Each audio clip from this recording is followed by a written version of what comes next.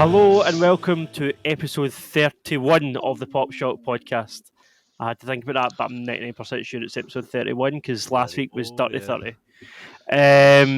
Yes, I'm Dan and I'm here and I'm joined by an Irishman named Jerd and Hello. a sick man named Chris. Hello, California is not my friend today. Hey, no sponsorships.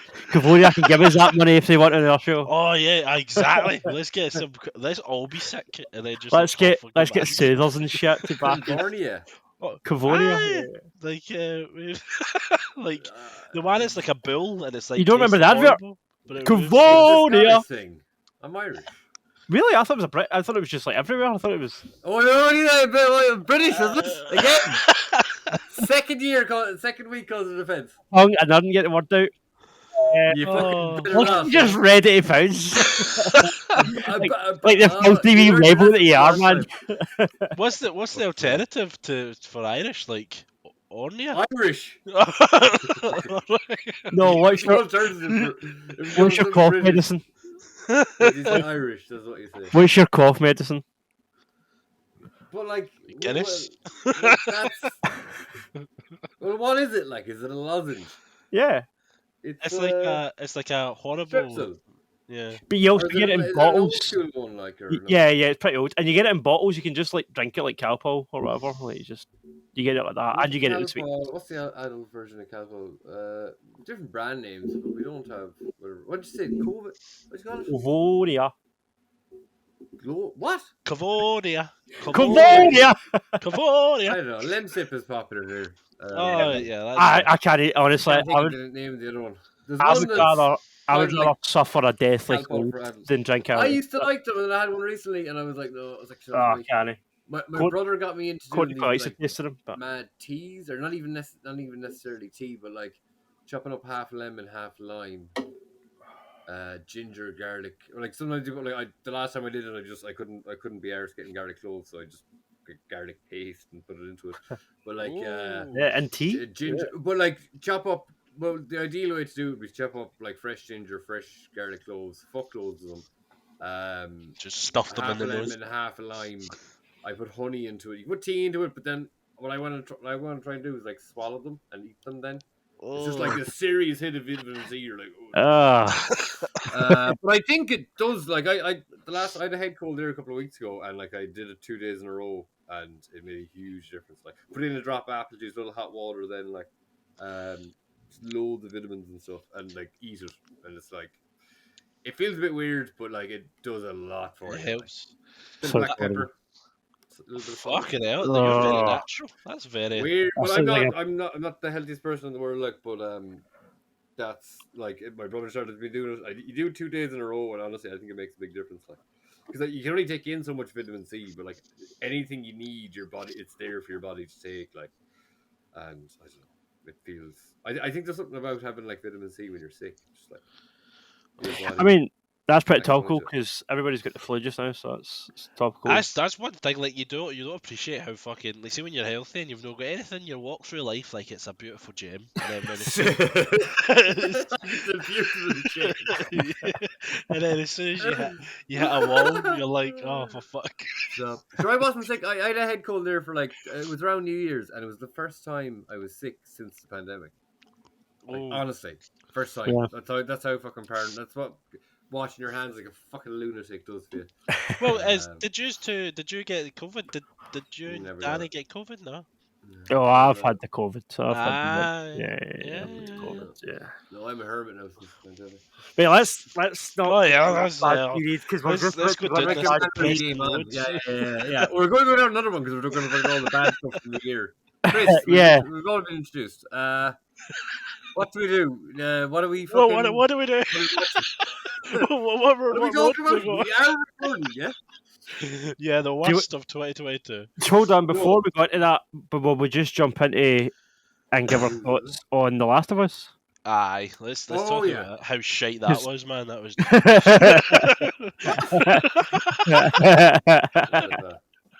My mate is like the fellow who had Dwayne, who I played on the podcast last week.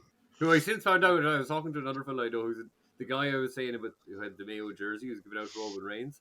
I messaged him and I was like, "Oh yeah, so do you know Jim Cornette?" And like, I'd say you'd like him, and he's like, "Oh, I'd agree with him on some things. He's very racist." I was like, "Oh, all right." So I just tempered it with a bit of salt. Disclaimer. That's the recommendation for Jim Cornette last week. Last week was a minefield to talk about Justin Roiland and Andrew I Callahan. know that. Now we were praising a racist, apparently, like just an absolute minefield. Just keep Anyway. it up, but who's a baddie? What was the point you were saying that? Last of Baddies Us? and goodies. Something happened, and then you talked about last week, and then I brought that up. Something to do with The Last of Us. I think. Oh yes. So yeah, the guy Dwayne just didn't like. Oh, all right. I was like, what the fuck? I think it's so, okay. I won't say anything about the second episode, but we've all seen the first. So I think it's fair game to talk about now. It's been out a week. And if you don't know anything and you haven't seen it, fuck off. I do wonder, Chris, you've also not played the game, so I'm curious to get your take because, like Jerd just said there, I don't see anyone that played the game not liking the show. I mean, there will be just because the internet, but I feel like if you genuinely like what the game's about, then you'll like what the show's about. Chris, you've not played the game, so how was it coming in? Like, you've only seen things like The Walking Dead and all that shitty zombie media. What's like coming into an actual show with like gravitas and good writing and emotions? See, like I loved it until the last bit where the reveal happened, where like you saw Ellie. This is the first episode. Yeah, I was like, wait a minute! Like I knew there was something there, but they went over it really like quickly, and they took their time with the whole episode, and then it was done. I mean, So maybe the second episode they're going to explain it, but like I was like, what the fuck?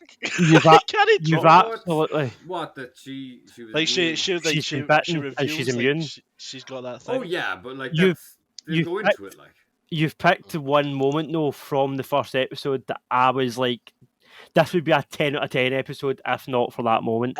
If they extended it or done something in the game, they spend a lot more time on it. Just in that moment, like they do go into it later as well. But in that moment, Tess pulls her gun on Ellie. Like the first thing Tess sees a bite, she's like, "Shit!" She pulls her gun out. She's going to shoot her, and Ellie has to like defend herself and be like, "Stop! This has been here for 2 weeks." Like I would have turned, I'm no twitching, I'm all right. And there's a good bit of tension that they're thinking about just shooting her, that they're going to kill her, and then eventually, I don't know. I think Joel's actually going to shoot her, and Tess is like, "Let's just give her a day and see, and we need to shoot her." And then obviously she never turns. But they never had that beat in the show. They went from like that sort of high tension moment right into the kind of flash. And I liked how they did the flashback of Joel being in that situation again where a potential daughter figure has get a gun pointed at her. That was... And he's not going to let it happen again. Like, Pedro Pascal's acting in that moment was great, because flashbacks like that I'm always a bit wary about. Can be a bit cheesy, like, "Oh, I'm not going to lose her daughter." Like, do you know what I mean? It could have been a bit... but the way it was done, and I think mostly down to Pedro's acting, it was like convincing and believable, and it felt like PTSD. It felt like somebody like actually reacted, having a sort of visceral reacting to a trigger, like a visual, like that torch in his face. It was and he's well like, "I know." even with like even with the old lady kind of in the kitchen, when it showed you the things spreading, it didn't show you as much. I was like, I don't know. That shot was weird because that's different from the game. Is it? Yeah, they seem to have actively made to make even in the normal ones, I guess, to separate it from like 28 days later and stuff. They've made how they, and like even I didn't even really think about it much until I seen someone said in an article, like or a headline of an article anyway. It was like they actually have changed how the virus transmits. Yeah, right. Okay. There's a bit where there's maybe that's from today's. I won't say anything else about the other thing, but the bit where they when she's coming out of the kitchen and you see the things. I thought she just had a bit of your one fucking hair in her mouth. Yeah, me too. And then I was just like, oh. And so apparently the reason that they changed it, what I heard, in the game it's airborne, it's spores. So like if you shoot one of them, it sends all the spores up in there, and then if you breathe that in, you get infected. So I think there's quite a lot of parts of the game where Ellie doesn't because she's immune, but Joel has to wear a mask, like a gas mask, when he's going through certain areas that are heavily infected. But apparently they didn't want to take away from Pedro Pascal's facial performance, which is ironic considering he's a Mandalorian and he always wears a mask in that.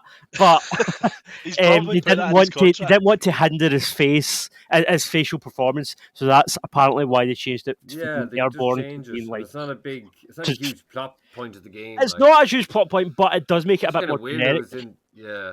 When you know, like a bite turns you. Like that's just like any zombie. Yeah, Yeah, but yeah. I think visually the normal ones look different with the bites. Mm, Do you know that they have yeah, because they have sure. the weird fucking like Yeah, not the kind of not to tendrils. say much about the Yeah. second episode, but that's that particular change in them is highlighted again quite substantially in the second episode. Jake, they would have like, is there anything in The Last of Us where it is like you shoot them and is every character if you shoot them and they explode, But they yes, get I don't absorbed? think it doesn't. You don't actually like you don't get infected if you kill people. Like No, it's no. spores, No, but you just if you walk through it. throw, I think no, but if you, is it not if you throw what do you call them? One of the bombs, the homemade bombs, the nail bombs. I think if No. you throw a nail bomb at a bloater, it lets off like a when you hit it, like a big Which? a bloater, like the big fat ones that throw things at you and shit. Well, they just throw things at you though. I don't think they do. I don't think that affects them. Do you not? I thought I thought you get some sort of splashback if you were too close and you hit them with a bomb, and maybe, but the it's not spores like you splash shoot back at on the player. I'm random. Like, pretty sure well, I'm it's been a just while, but it's been a finishing while. it like 2 or 3 weeks ago. Yeah, So, I may be off. I may and be even wrong. like that's the things I've been spotting out is like because with them bloater fellas, they throw shit at you, all right. Now I've never been. I can't think if I've been right beside one when a bomb went off, but I've definitely never had a thing where I attacked someone and I got like my only experience with the spores and the mask is when you have to walk through a certain area. I think Yeah. what sometimes maybe it heightens the tension in the game because your visibility is even impaired, even though it's third person, isn't it? Sure. It changes the shade. And Yeah, the outside to the I- screen goes a bit. Yeah. I don't know. In the game, it seems a little bit pointless, like because it's not like something you have to do or like you don't have to put it on yourself. You do, maybe. No, I think you automatically put it on. Yeah, no, he does himself. Yeah, yeah. Yeah, but I guess it's a thing. That would have been interesting to do it every once in a while, but I guess as you're saying, if that's the reason they chose not to. The only thing, I guess, the only kind of story beat that you would miss. There's a part in the game. I can't remember why, but Joel and Ellie are in one of these areas where Joel's wearing a mask and she's not, and someone's coming who doesn't know that Ellie's immune, and he Right. tells her, he's like, "Ellie, put your mask on," so they can't tell. To blend in. Yeah. To blend, yeah, to just pretend that you're not immune. And she's like, I think she says to him, she's like, "Why?" And he's like, "What? We don't know who this person is. They could like kill you. Like, just put your mask on." There's a moment. I don't know if it's in the first game or the second game when the flashbacks. Can't remember. But there's a point in The Last of Us at some point where Joel tells her to put the mask on, even though she doesn't need to, just to sort of blend in with the. I mean, that's a tiny wee moment that I'm sure they won't miss in the show. But that's the only like story thing I can think. I guess, yeah. Well, one thing I felt about it is it nearly recreated some things perfectly and then just added on stuff and then changed. And especially, well, I won't say anything specifics, but it's noticeable again in the second episode that there's things that are a bit different. Yeah. In a good way or a bad way? What do you think? But they just changed what happens and same end result, but different. Like That's good like different because. Having played the game as many times as I have, I kind of know what's coming. Like I know that Tess is coming, and that whole situation is going to play out, and I kind of hope they change it, just to keep me guessing. Also, I mean, that was the one thing that I was like, seeing Sarah die for the 16th time. Am I going to care? Jesus Christ, that was devastating. That death at the start got me just as hard as it got me the 10 times I've played the game. Do you know what I mean? Like, I think it was a lot down to she was Tandy Newton's daughter, which I only found out afterwards. The actress that played Sarah. She's Tandy Newton's daughter in real life.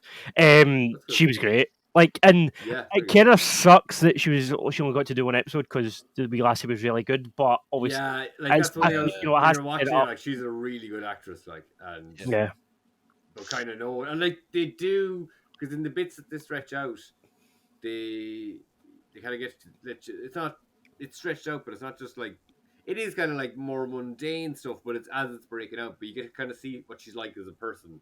I loved it. The small. I didn't that first episode. I don't think there was anything that wasn't additional that didn't add to what we already knew. There was nothing that detracted from the original intro. I didn't think. It felt like watching. I mean, Neil Druckmann's. I think he directed the second episode, and he was also a producer on the right on the first one. the first episode feels like a director's cut. Like this is if they had unlimited time in the game, or if they had, a game's a game. Players are They sitting want, there they want to get you wait to get to playing. the action. Whereas in Yeah. a show, you don't Yeah. have that drive that people are like, right, get to the point, So they can afford to spend more time. And I think the extra time they did spend only added to the impact of her death and the flash forward and stuff. Like I feel like it only added to it. I didn't take away from it at all. Can we I thought all everything- appreciate who John Hannah, the gorgeous Scottishman, in the Oh, first- from At the the very woman. start, yeah. was that God, in the he's game? old, right? No, Oh, he's- that's not in the game. Because I thought that was really, it kind of gave me an Again, understanding of what it it was. pure really added to it. quickly. Yeah, Yeah. totally. Yeah. Really Um, effective. I didn't, because I Scared was the like, shit out of me. maybe they show a bit of that in the second game, but look, that's out of nowhere. No, I like, don't think it's so. addition. I And mean, you wonder will they come back to him, or it was just some random fucking. nah, it's just random. In the game, I think you sort of find old like newspaper clippings and maybe like old books in a library that might talk about it, for the 60s. But there's nothing like that, like a direct clip. No, there's nothing as sort of. It's quite scary that it's an actual thing that it's on Earth. Yeah, But it yep. only affects ants at the moment Yeah, and yeah. stuff like that. So it's But like, fuck As it. John Hannah says in that clip, though, what if the world suddenly was to get hotter, which is kind of happening, and you're like, wait a minute, how hot does this Aye. place need to get for that to, For that to take for that over to actually kick in? Like, Why did that? What did he say? What's the heat have to do? I- with it? so in the flashback part, the other doctor is kind of trying to disprove what he's saying, and he's like, well, this thing only affects ants, so why are you worried about it? Affecting humans if it's only affecting ants? And John Hannah says, well, it only affects ants for now because it can only live in certain temperatures of the body, and our bodies are too hot for the virus to, thrive. But what if the world was to suddenly get hotter, and then our bodies acclimate, and then all of a sudden the virus mutates? And then it can affect humans, which is also what's supposed to have happened in the world of the show. So you're watching and you're going like that. Well, the world is getting hotter, so is there any actual truth to very that? quick, John? Yeah, right? it mightn't. I doubt it, but still, you were I don't know if we just could that wee change the moment though. You whole were like, organism to Could happen. behave. Yeah, I don't know. And I seen a quote. I was like, I don't know, it was like a Greek quote or something. No, actually, maybe a quote for Oppenheimer because he made the atomic bomb. It was a quote for somebody, right? And it said, "The worst thing about humanity is that we know what's going to wipe us out already," or something. I'm paraphrasing here, but it's like the thing that's going to wipe us out has already been discovered. We're just waiting for it to happen. And then Sounds the like image was that clip of John Hannah talking. Like he already recognised the fact that this was coming back to the 60s and nobody done anything about it. And it just makes you think about what we've got going on. I'd say, like, if the species goes on long enough, we'll get something that's people will be like, oh, that's essentially a zombie. So, like, Close enough. something will happen at some point, and then like, oh, that's what happens when like it's it'll just be like, okay, it'll be some nerds on the podcast in like 300 years going, oh, That's a dead body rising. Oh, hey, so yeah, we have zombies now. That's the thing. cool. On a long enough timeline, everything's possible. Fucking put into manual labor or something like that. Is Tommy in the game? Does he have a brother in the Yeah. in the actual game? Ah, right, okay. One thing, Go on. unless it's in the second episode, but I know you're not too much of a spoilers, and it's not really that specific. But in the game, he doesn't really talk about Tommy until he meets him at the end, doesn't he? Like it starts at the game. He's not not looking for Tommy, is he? No, he's not looking for him actively. I think he mentions him either to Robert or to Tess. I think he mentions him in passing, like, Yeah, or maybe somebody asked him, like, when you bump into Tommy. But yeah, I think that's as much of a sort of reference as you get. Yeah, because in this he seems to be like actively looking at him Yeah. from the start. What's his name? It's not Diego Luna. That's him for Andor. Gabriel Luna. Solid Related performance. to Diego. No, is that his name, Chris? What is the guy for Gabriel Andor? Luna, yeah. Ah, but what's his name for Andor? What's Cassian Andor's name? Oh, for fuck's sake, I don't know. Diego. Diego Luna, no? I feel like it is, but I don't feel like they're related. But it's just a common name. Star Wars. Anyway, I've been watching that, but I'm not going to talk about it. Diego Luna. Oh, it is. It's okay. So they are. his is Diego and his They do have similar names. Gabriel. Okay, so Gabriel Luna, who is playing Tommy, like, What a wonderful name. I didn't expect So I expected the characters to sort of have the essence, personality-wise, of the characters for the game. I didn't expect them to sound almost exactly the same. Like Oh wow. both Pedro Pascal as Tommy, as Joel, like he still sounds like Pedro Pascal, but he's doing that sort of softer Southern twang. And then you've got uh, Gabriel Luna, who just sounds exactly like Tommy for the game. Like, see if you see clips side by side, he's got the voice absolutely spot on. It's weird. It's actually kind of trippy when you hear the clip for the game and he's like, "Okay, Joel, let's go," and then you hear him doing it. It's like, "Okay, Joel, let's go," and you're like, "Holy shit, that's close!" Like, it's honestly, it's a decimal away. Like, you've got it. He absolutely nailed it. And then the fact you've got Marlene playing Marlene in the show, the same actress for the game, she sounds exactly. Really? Is Yeah, that yeah, her? same Oh, actor. wow. Yeah, Sorry, which one's Marlene now? That's the one who's getting. The gun her that got gives shot. the woman that gets shot that gives Ellie to Datu to take to the Fireflies. The black woman. Yeah. Right Yeah. at the start.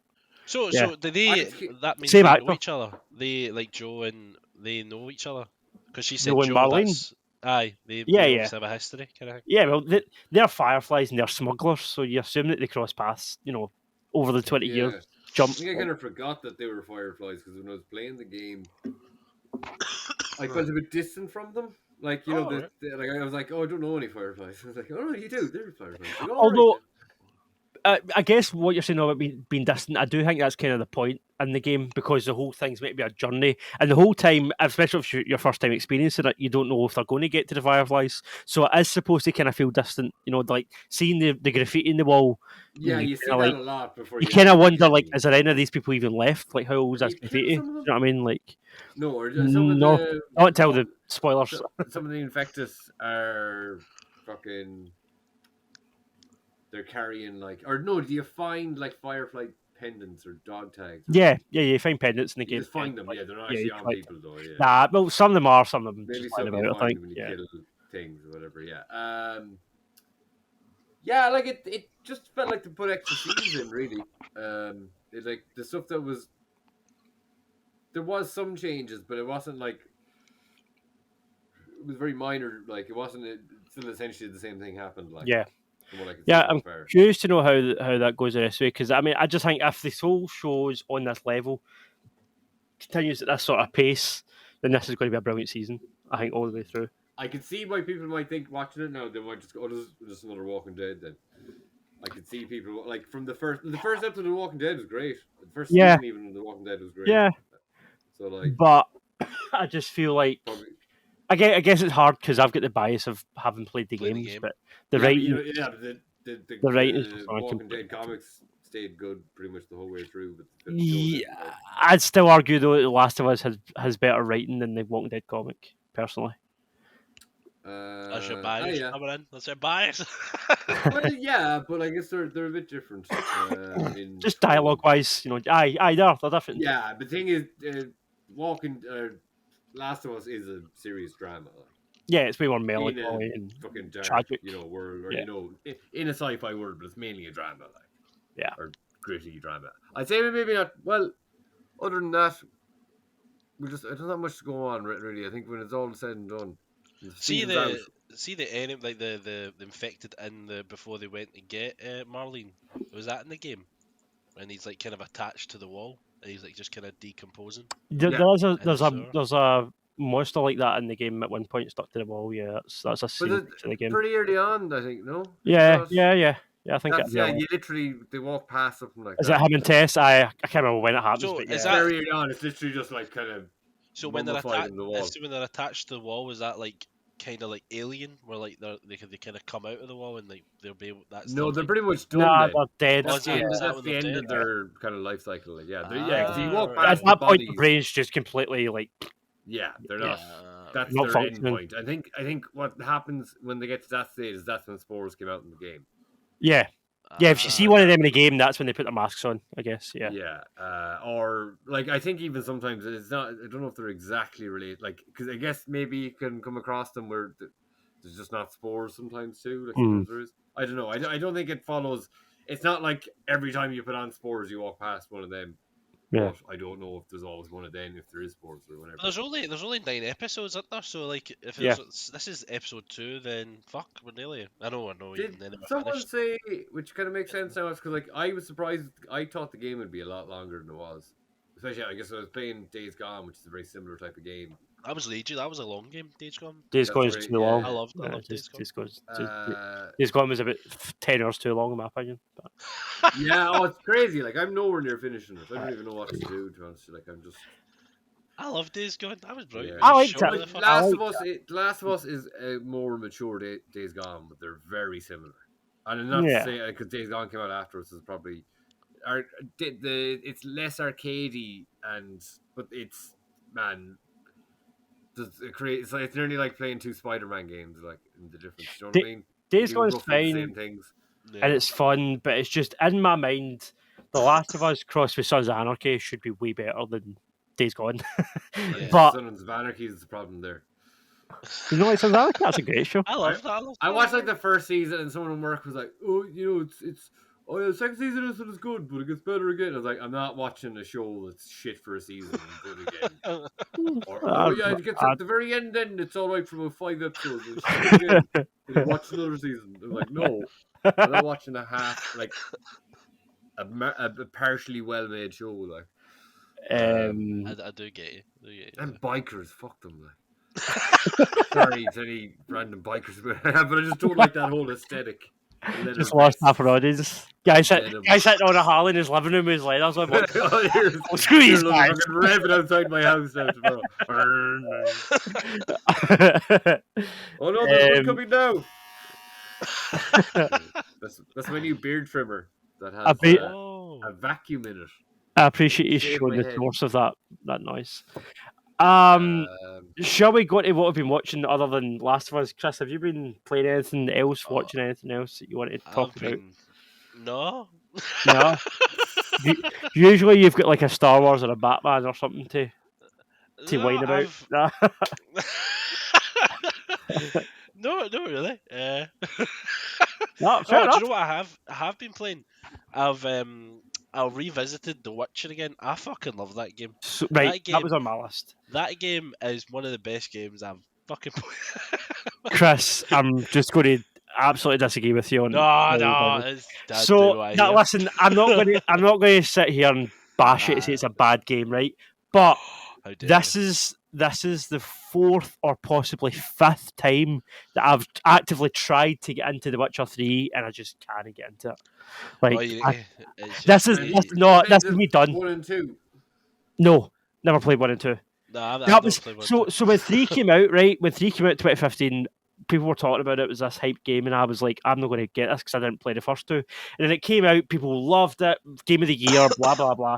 So a couple of years later, it was like £7 on Steam, so I bought it, tried to get into it, and I think I played the training, and then when you get out in the open world, you've got all the question marks that appear on the map. There's like a million question marks, and I was just like, you know what, life is short. So that was as far as I got that time, and then this time it came to PlayStation. Whoa, that's too much. I don't know, it's way too much. Pretty much. It came to PlayStation, and I think it was in PS Plus, and I got it again, and couldn't get into it. And then just now, I'm writing an article about the best and worst recent DLC that came out. Yeah, you're talking about. They brought a DLC for The Witcher for the show. You can get, Henry Cavill's armor and sword, and you can do a wee mission and that. So I basically had to play that just to, write this article. And see, as soon as I was on that mission, I was like, I'm done with this game. I installed it and everything. I was like, I've tried 5 times, mate. Like, if your game can't hook me after that many goes, like, it's not a good game. So at least it's not a game for me. I would say probably not a game for you, but it's one of those games that I like. It's one of those games with heavy dialogue in it. Like you need to listen. And I'm not into that, man. I'm very impatient. I remember when I was doing it, I used to have like a notepad, and I used to sketch the characters. So as they were talking, I was like, "This is too fucking long to listen to these guys." Yeah. Because you're having like a full-fledged conversation, and you need to like pick your answers and stuff like that. Yeah. I was like, right, I'm going to be here for 20 minutes. I may as well do something. So I enjoy it through osmosis of that. I don't think I could play it again because I completed it about like 4 or 5 times. Fucking loved Really? Wow. Like I feel like it's that kind of game for some people, but it's just to me, it's just I don't know, man. It's too much. It's it. too. The music though, you have to give it. The music is fabulous. The music is fabulous. Honestly, I don't even remember. I was it Oh, was generic fantasy music. Like I oh don't even really no, it remember. might be, No. but I love I'm not a it. fantasy guy. I should also probably say that. But yeah, I like. See, yeah, did you like Skyrim? I did. But Mm-hmm. in Skyrim, I specifically played as a knight with armor and a sword, and I didn't bother with any of that magic shite, and I didn't bother with any of the, the Dungeons and Dragons shit. Like, You no, just went to just the let me kill missions. guys with a sword. That's what I want Yeah. to do. Is just stab men with swords. That's what I did. So I guess I played Skyrim, but I kind of played it, my own way. That's the other thing about The Witcher. Why can't you just kill random people in like a bar? Like, Oh, and because like you're in not a Bethesda murderer. games, you can just pull your sword out, kill everybody, and steal everything in the bar. You can't do that. In this game, Geralt just goes like, ooh, and then the person's like, and he's like, ooh, and he's not actually going to do anything. I'm like, this is worse. This is so shit. Like, why can't I kill people? Why can't I kill this child? No, bad game. I want to just kill people and steal everything, and if you If you're can't not do a that, then psychotic murderer, it's bad game. mate, that's how you play. That's how you play open world games. Well, that's how I play open world games. Like that's what I did in Cyberpunk. That's what I did in Yeah, Skyrim, Fallout. put it that way. Yeah, yeah. Like that's what I do in Cyberpunk, all those you want to games. just shoot And random all of a people. sudden, Yeah. when the game's like that, no, you must like be nice to children. I'm like, what? Go away. No, that's not freedom of choice. Like, That's actually that. I mean, this is a side point, and it's probably a very awful side point. But see in GTA, there's never any kids in the street. mm, You yeah. know, like, but it's just a bad thing. You know, because Listen, you said GTA, you knock everybody off. I You know? remember. I don't know if it's still on the internet. You can go and look for this, but there used to be a list, and it was. I'm probably on a list for looking this shit up. It was a list of games where you can kill children, and it Oh was my like god, there's only like 5 games, Jesus and like Christ! 3 of them are those postal games, and the other 2 are like I think one of them you need to do like a glitch. You need to do like something specific to trigger it, and then you can kill kids. Like, so you need to Oh actually my go out your way to to then kill children. Like, yeah, it's a weird list. But There there was was a at one point there was like a list of the games where children are there was killable. like a game that got banned. It was like a 2D game, and it was like a black and white game, and it was you could Eh, murder oh, everybody. that It was was a couple of years terrible. ago. That game was too shit. Murder, what was that called? They're only in the Scottish version.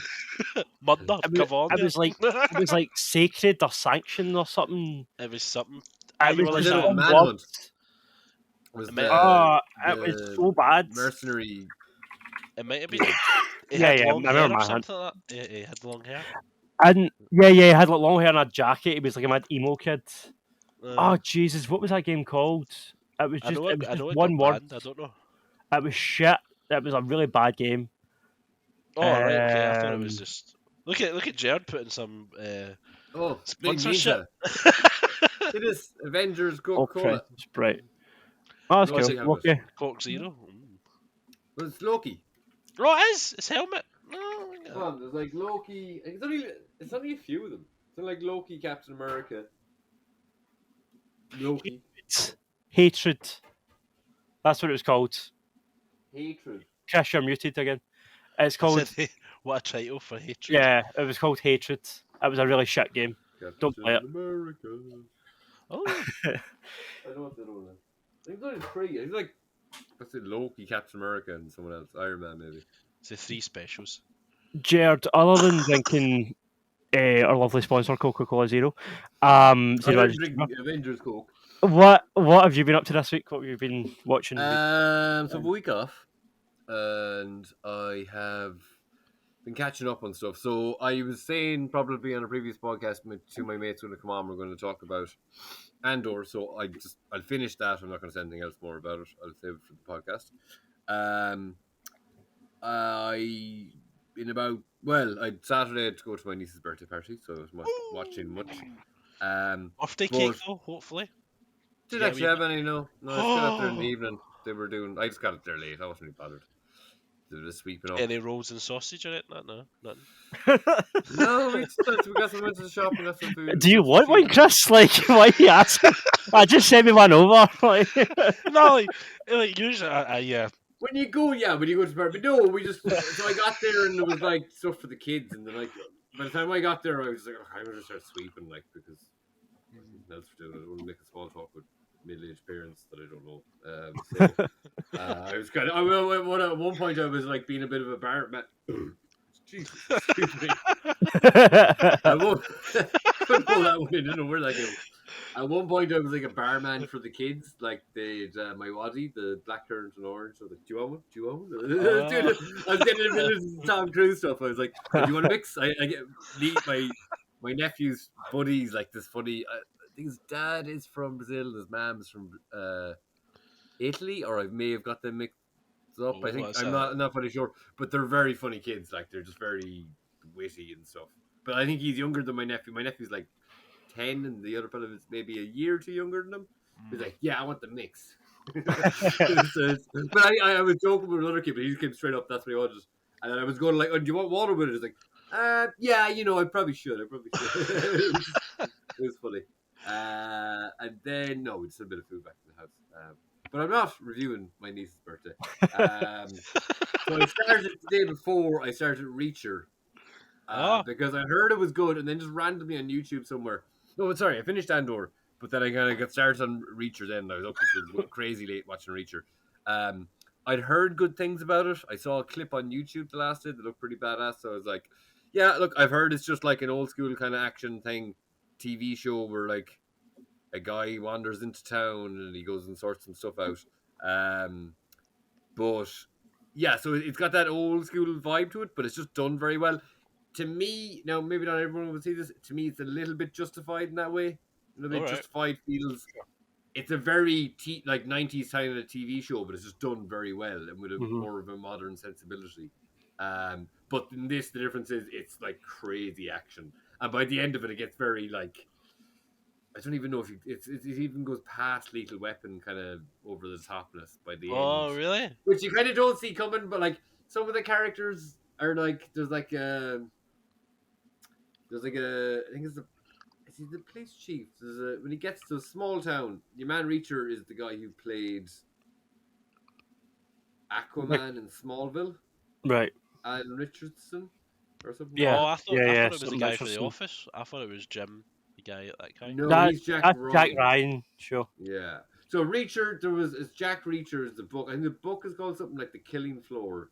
And that's not Tom Clancy, right? Jack Ryan's Tom Clancy, but Jack. This is like it could be Lee Child, I think, or something. Yeah, maybe. Yeah. But Tom Cruise played Reacher in like 2 films, and apparently the first one's okay. Like even though the character is supposed to be a man mountain, like the Alan Richardson guy is, but apparently Tom Cruise like does it well enough. Like he portrays it. He's just Tom Cruise. He's a small. I'm Tom Cruise. I learned. Yeah. I could jump off stuff. Oh, I seen a funny video of one of those like BBC. What's his name? Ali Plum, I think it is, interviewing Tom Cruise, and he was showing Tom Cruise memes, and Tom Cruise is just like, okay.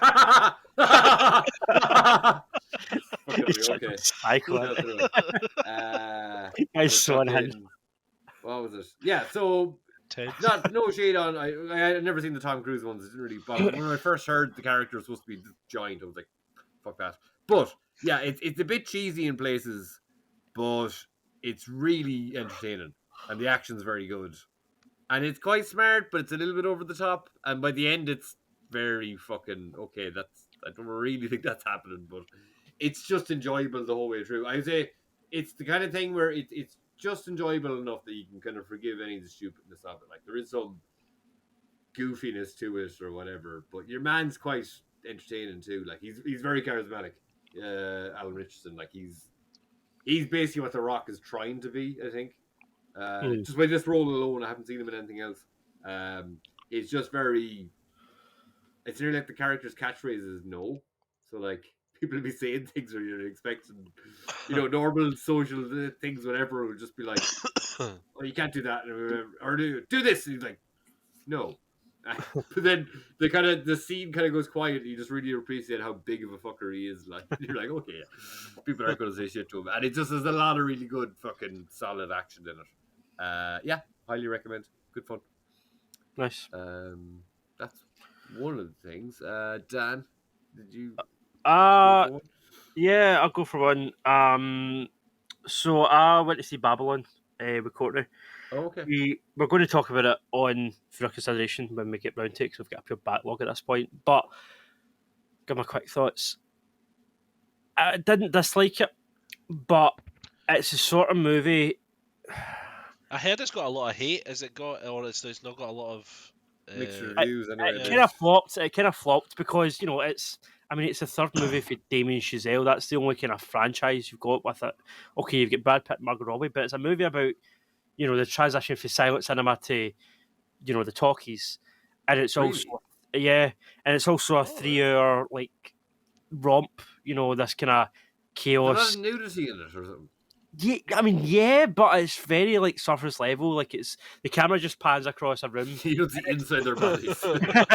No, but I just mean it. There's so much else going on that the naked person at the bottom. It's of the not screen a big. just I just heard that in There's passing. like an elephant taking a dump on somebody at the other side of the screen, so that's kind of what you're watching. Do you know what I mean? There's so much mad shit going on, and the camera's just panning around while all this jazz music plays, that it's just a bit. It's kind of sensory overload to the point Too that much, nothing really stands out. Like it kind of just feels like Damien Chazelle's being like, look at how successful and how much sway I have in Hollywood that I can set up this mad scene and then pan a camera across it for 10 minutes, and you're like, okay, what's the point? Like, do you know what I mean? There's a lot of that. There's a lot of just eye candy, kind of visceral, like, look at how much mad shit's on the screen, look at all these colours. Don't ask any questions about the actual story because we've not actually done anything in the last 20 minutes with this character, but I like more colours and the elephants and shit, and you're like, do you know what I mean? There's a lot of that, and then after like 3 hours, they rush the ending. Like the ending feels so rushed, and the movie just kind of fizzles out. And you're like, how can you have 3 hours to construct a film and rush the ending? Like Jesus. that is impressive. Trying to Do be you know what I mean? Like How's Toby? Toby's great. Oh. Toby's creepy as shit in it. He's so Yeah. weird. Is he in a much or just a couple of scenes? Or Just a couple of scenes. Just a couple of scenes. And my God, he's I don't probably even know if I seen him speaking. Maybe like there was a snippet of on some like press thing showing like snippets of loads of films or whatever. What's hilarious is he's a producer on this movie, meaning he could have picked any role he wanted. See, when you see the role he picked, you're like, oh my Christ, what is wrong with that guy? Like, it's such a weird, creepy, depraved role. But yeah, he's good when he's in it, but he's only in it for I don't know, minutes. To be honest. Who's the main character? Is it Margot Robbie? Margot Robbie's probably the main character, along with a guy called Manny, who is played by a Hispanic actor that I don't know, who was really good. I saw pictures of is it- Earl right now. It's like Oh, God. it's kind of reminded me of what should we call it? Another Diego Calva plays Manny Torres. So it's kind of him and Margot Robbie are like, he's just a kind of lackey and he wants to get into the film business. She's a nobody, wants to be an actress. He ends up going on to become like a director. She becomes an actress. You know, it kind of happens. Brad Pitt's, they're all kind of like allegories of other actors. You know, Oh so yeah, 'cause they're not actually. they're not real Is there people. any people based like that from that time? Real life So- characters. I don't think so. There's an There's Asian no actress pictures. and there's a black guy that plays the trumpet, and those two are definitely based on real people, like almost directly. Whereas I'd say that Margot Robbie's character, and Brad Pitt's character, are more like an amalgamation. Like Brad Pitt's like a bit of Cary Grant, a bit of a few of the different kind of actors for that time. Yeah, Brad I guess Pitt's also I'd seen snippets of Toby, or pictures of him, at least, so I was aware of the 50s side of it. But the dress that Margot Robbie seems to be appearing in lots of pictures of, it looks like the fucking what's the villain from Ghostbusters? Dude. yeah. Or Sigourney Weaver's all done up. It's kind of that So it's- vibe to her hair and stuff. It's set in the 20s. It's set like in the 90s. Yeah. Oh right, okay. And So it's- no cell phones. The problem is it doesn't know what it wants to. There's no real identity to the film. Like it wants to be a movie about the depravity of Hollywood. It wants to be a movie about actors that couldn't make that transition for set. Like we're huge in silent movies, but then when it came to talkie films, their voices sounded weird or whatever. And all of a sudden people didn't want to hire them. Asking about Brad Pitt's character happens to him. So like they try to tackle that, but that's literally like a 5-minute scene. Like Brad Pitt's a successful silent film star. He makes one talkie movie, people think his voice sounds dumb, and then his agent kind of drops him. And then that's all within about like 10 minutes in the middle of the movie. And then there's just so much excess and bullshit on either side of it, and it's just jumps about too much, and then there's kind of a love story between Diego Calva and Margot Robbie's character that kind of a wee bit kind of Bonnie and Clyde. It ends up kind of there's people after them, but again, that all feels like an afterthought. Like I don't know. It feels like a very confused overload of a film. I didn't dislike it, but I came home and we watched Whiplash. We sat on the couch and watched Whiplash, which is Damien Chazelle's first movie, first feature. He done short films before, but Whiplash, La La Land, and now Babylon are his kind of three features. Whiplash is such a tight movie, like by comparison. It's an hour and 55 minutes. It knows what it wants to be. It's a character study. It's both a character study on these two men and also a kind of, an analysis of how far are you willing to go for something you love. Like, are you willing to give everything up to succeed? That's basically what Whiplash is, and it does that perfectly in 2 hours. And see, when you watch that and you go, how did he achieve this in such a short period of time? And all of a sudden know that he's this kind of big shot and he's got all this big budget. He's making stuff that's just pure bloat. Do you know what I mean? I didn't really think an awful lot of Whiplash. Like, I Really? could see it was very well made, but I don't know, something about it. I think I maybe kind of just picked up on a certain rhythm that's in it, and then I'm like, oh, it's just that. It's like blah, blah, blah, blah, blah. I don't know, which is weird because it's a fucking thing about rhythm and shit. But I didn't really mean it like that. But at a certain point of it, I was just like, I kind of see what he's doing in my head as some fucking armchair expert. But that's kind of the way I felt of that. And did he also do Moonlight? No. That was... God, what was his name? Oh, because La La Land was up against Moonlight, wasn't it, for the Oscar? Oh, yeah, I think it was the same year. Fucked up announcement. Damien Chazelle, so he did La La Land. La La Land. Barry Jenkins did Moonlight. Oh, okay. Damien, what's the name? Chazelle. Gazelle. Okay. French American. Okay. Listen, He's only the guy's 38. talented. He's Exactly. He's still super young. Oh, First Man. God, I'm saying he's only done 3 movies. He done that movie First Man with the Ryan the Gosling. guy. Oh. Yeah, about Neil Armstrong. I've not seen that movie, and I guess it's a forgettable movie since I just forgot it existed. The Last Exorcist in Part 2, he wrote the screenplay. Seems kind of weird. Listen, 10 Cloverfield Lane. He wrote it. Yeah, something to do with that. Yeah, that's right. He wrote it. Oh, did he? I don't know. I feel like the guys get more to give, and I don't think. I hope that Whiplash isn't his peak. Like, I hope he's not a Neil Blomkamp, like District 9 and never gets any better for there. Like, I want to see. Gran Turismo. I want to see. Yeah, Gran Turismo looks interesting, but I want to see. You see a young director's first movie, you want to see them progress through there. You want to just see them get better and better. Do you know what I mean? Like, you want to see them going to do, like, how Tarantino went on to do Pulp Fiction. Like, as great as Reservoir Dogs is, he'd end on Pulp Fiction. Like, you want that step up, that kind of turn up into gear that you're like, oh shit, that's something to watch. And I don't feel like we've had that since Denis Villeneuve. I think he's the last director to just up his game. Do you know what I mean? And as much as I didn't love Dune, like, everything else is made up until then. It's just been absolutely stellar. You didn't like, love it? You didn't love it? Or you... Nah, I didn't love it. But it was I thought alright, it was okay. or did you? Yeah, I thought it was okay. For a a Villeneuve movie, I was let down because I was expecting something like Because that's Blade Runner going to be... 2049. He's going to put his expecting whole something. career into the sequels of that, isn't he? So you hopefully need to get on board. No, he's only doing one more movie, right? Just part 1, part 2. Or is it only part... Oh, Oh, okay. no, dude. Yeah. There's not 3 parts. There's a lot of books, though. Isn't I don't know. Look, he's fucking young yet. He'll make plenty more. I don't know. There was a lot of films coming out in the last couple of years where you're like, but I don't know. It seems to be some people can make like an amazing film, but like it can just be hard to pull it back again in time. They've far less time. Like, first film is not for everyone. Apart from those ones who are like, say, like Noah Hawley, which I was saying in the chat. I don't know if it brought up that I'm delighted that his Alien show is on track now. It's going into pre-production, I think. Yeah. But like, say, he just makes fucking shit tons of shit. He's just really good. Well, I think is particularly a freak of nature. Like, he's just that talented.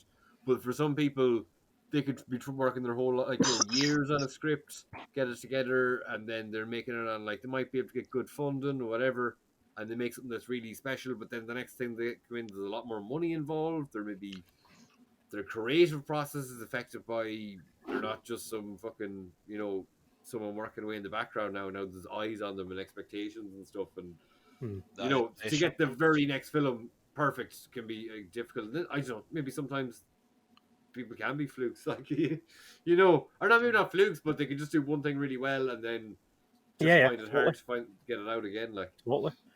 It sucks when it happens with a director. Because that's one of the things where if you look at the budgets of the last two films, it's like 30 million, which is fucking still a lot of money, and then this Babylon is like almost 80. So every other film before that was always like smaller, and then it's went up. So he's like, oh shit, maybe there's more. Just one last thought on Babylon before I move on. Recently, in fact, right now, if you go to cinema, there's 2 movies in the cinema about kind of the art of making movies, because directors love to, circle jerk. But if you're going to go and see one, I would say go see Empire of Light, Sam Mendes' new movie, over Babylon, because Babylon. Oh, sorry, there's 3 Fablemans, Jesus, there's 3. Well seen, it's Oscar season. Right. Spielberg film, yes. Right. Okay, well, I've not seen Fablemans, so I don't know. I have a comment on that. Clerks, but 3, if you're either going to see Empire of Light or Babylon, I say see Empire of Light, because it's just, in terms of a movie about the beauty of the cinema and stuff, that does do other things as well, but manages it better than what Babylon does, because Babylon just feels like they threw a bunch of shit at the wall and some of it stuck and most it didn't. And that's, it's a shame. Just realized my laptop wasn't plugged in. It's also got Olivia Colman. Yeah, she's great. She's fucking exploded since Peep Show, isn't she, man? Probably in her late 30s doing Peep Show, I'd say, like, too. Like, imagine that. Their fucking careers skyrocketed, like. Yeah. Amazing. Good on her, man. She deserves it. She's brilliant. Yeah, she's great, like, it's mad. But it's so funny, too, to think, like, say if you were just thinking back to her in Peep Show, how many actors in different sitcoms and stuff do you watch and stuff? And you're like, oh, they're fucking great. And they don't ever win enough. They never. I think with some people, it could be just like they do have the talent to do it. They just don't have the fucking. Look at Brendan Fraser. He recently said that in his speech, that like he kind of thought or people, the Hollywood industry had thought he had given all he had to give, and then here 30 years later, here he's getting a performance like The Whale. And it's like, oh shit, this guy's still got more to give, And you think how many smaller actors, even than what he was back in the day, like that could have that in them. There's a mummy screening, or there was a mummy screening in London, like the other day, and he surprised the audience by introducing the film. There's a mummy screening in a cinema in Dublin on Saturday, I think it is, or maybe I think it could be this Saturday. Do you think they're going? On the off channel, like, because they I think I was telling you before, they did a Raimi, when Doctor Madness was out, they did the Raimi films, the Evil Dead, and fucking, I think they didn't know until half an hour, like the cinemas themselves didn't know it for half an hour before the film started, so they didn't tell anybody, but like, fucking, what's it, Bruce Campbell just walks out and introduces the film, like, out of nowhere, like, I was like, I wonder if Brendan Fraser popped over here just to do it. That'd be cool. Like, it'd be so funny. I even think he's getting the new Mummy franchise is coming out. Maybe, I don't know. Like, there's rumors. Nothing's again. No. Oh no. That's the film that fucked him. Like, no. He got asked would he ever return, and he said yes, he would. He would do Rick O'Connell again, apparently. That was all that was said. There's nothing like confirmed or anything. It was just somebody asked him in an interview would he return to it, and he said yeah. It's the money. Apparently. The money. Chris, before we move on and go into the topic, did you watch the Shay thing about the Johnsons? Oh, I did. What? What the actual fuck? What was your thoughts, Chris? To be honest, I knew it was coming. Try not to spoil it for Jerd. But... Oh, Jerd, it's a wonderful family film, and it's about the love of each other. So horrific. Oh, the worst, man. My God. It was scared the time of shit. Right, exactly. That happened to you. But that's the thing, it's not a horror film, but it's one of the most horrific things you can imagine. Like, after the first, not a horror film. The first 3 minutes. Not at all. Oh my There's god, that no sets the like scene. scares in it. It's just No. I can't What the describe fuck? it. That's putting something into my head now. I'm trying to think. Was there some film I watched that was a horror and I didn't even really realize it was very strange? Do you know, Jed, what's great about this? You can watch this at night and like just before you go to bed, and then you have a dream about it, and then it's one of those ones where you I wake would up rather watch a proper balls out horror film before screaming, going and to then a sleep than disturbing. watching this. Yeah, Oh, because this just It's makes your so mind weird. go. My brain can't comprehend what you're saying. So it's fucking- It's great. It's family really fun, well written, really well It's acted, like but Shrek. Like, you want a very different Shrek to me, Chris. there's a donkey in it. There's like a dragon. He slays it multiple times. But Yeah, yeah, I must check the it out. guy Who is it died. again? The guy, The the, actor? I asked him made it. Yeah, one of the actors died in it. I think the dad actually died in real life. what did they? The Oh. actor, yeah. He's incredible in this He's spot. great. What He's a weird great. performance from everyone Oh. involved. Yeah. Anyway, let's stop dancing around this and we'll wait till we've lost, you know. What was I going to say? I watched I caught up on Harley Quinn a little bit. I watched like On 3 the cartoon? episodes. Yeah. Any good? I always enjoyed it. Sounds pretty funny. It's Is this its last season? I don't know if I heard that. I hear that all the time. Like every after. it's impossible to know. Everything's like Yeah. there was some show on Netflix there that was cancelled, but they been announced to get a second season, and then they cancelled it after the fact. But yeah, it's fun. Like it's just plays with the characters. People pop up. It's funny. It's kind of it's not too. The definitely doesn't take itself too seriously. Was there something they were commenting about, like the DC? Because it obviously came out before all the big fucking ups and downs. Like James Gunn is in an episode, and Billy Bob Thornton. So Clayface is an actor, is auditioning for James Gunn's biopic of Thomas Wayne, and Billy Bob Thornton is playing Thomas Wayne. So Clayface pretends to be James Gunn to, I don't know, he's trying to like convince Billy Bob Thornton to get him a part or something.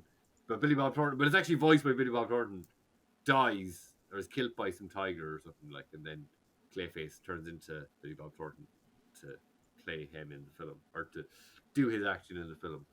I think since I said James Gunn, Dan just looks like he's lost the will to live. I'm just no. We'll see. We'll see. It's good. It's enjoyable. And other than that, I started Glass Onion, but I didn't. I was falling asleep, so I turned it off. But it seems fun, and I want to go back to it. And I fucking like you mentioned it before, but the idea of Batista playing a Joe Rogan parody is just fucking amazing. Like, and then like Edward Norton's Musk, and there's some parallels there. It's very fun. That thing about start something to put it off, I did that with a John Hamm movie, Confess Fletch, which looked quite good, but I literally watched the first 15 minutes and then I was like, right, this is a whodunit and it's fast paced and I'm half asleep and I can't watch this right now. Oh, the John Hamm one? Yeah, Confess Fletch. Yeah, so is that, what's his face from fucking Community? Used to be, that was Fletcher, wasn't it? Or Fletch. He played that character in the 80s, based on books or something. What, is it no? I thought the character was played in the 80s by, what's his name for Pretty Women? Richard Gere. Yeah. No, what's I think he played National Fletch. Lampoon? Chevy Chase played Fletcher. Oh, Fletch, was it? no? Oh, was it? Yeah, no, I think so, you're yeah. right. I think you're right. No, I think you're right. Yeah. I don't know if Thingy did as well, or yeah, because I was Richard actually Gere, or if I'm just making that up. an older fucking Weekly Planet came on there, and they were talking about. It's funny. I'm listening to that from the start again, and it's just so strange. Like it's very unusual. But to hear them talking about like, oh, The Rock is talking with DC about casting the film, and who's he going to be? Just to go that far back, it's hilarious. Like, or what was I going to say? Fucking, yeah. But they were on about that in the more recent, older one, where, what's his name? Slattery. Yeah. The guy from Mad Men is also his buddy in this. And, Yeah. They're good fun. Yeah, it looks fun. Yeah, it's, but it's just that kind of film that I was like, I need to be more alert for this. I can't watch this right now. So yeah. I'll go back to it, but yeah. For me now, it's just more. I'm literally falling asleep, so I mightn't even have the will to turn it off. I'm asleep, and I have to go back and find where I was. Can we all just appreciate John Hamm, man? He's like nearly Yeah. 60 and he looks gorgeous. He's mad. I Imagine kinda him. thought- He's really good in this movie as well. Is he? I thought, like, at a certain point, well, maybe go back in time. There's a particular episode of Mad Men where he's wearing like red glasses and he's driving in the car with the wife, and obviously she ends up playing Emma Frost. But in my head, I'll try and get the two images, but like he just like that he'd make a great Scott Summers there, like just like Cyclops is young in the comics, but like he kind of feels like an older dude. Like he feels like he should be in his 40s or something. Like, and I think there's something. So the House of X-Men comics now, they have these Hellfire galas, and John Hamm is like really good friends with a comic book writer. I can't think who it is now. Could be Rick Remender maybe. He's like really fucking tight with someone from like a very big name in comics. But in the most recent House of X gala where they're having celebrity guest stars, Jean Grey is taking the piss out of Emma Frost by dancing with John Hamm. Kind of a play on Emma Frost being played by the wife. Right. I think. Yeah. Right. John Hamm, yeah. He's a good man. Yeah, he's a good guy. He's great. Batman at a certain point, I think, in time, he would have been. Yeah, that would have been cool. I can imagine him in that film, that Johnston's film, everything like just sitting in the tub or something.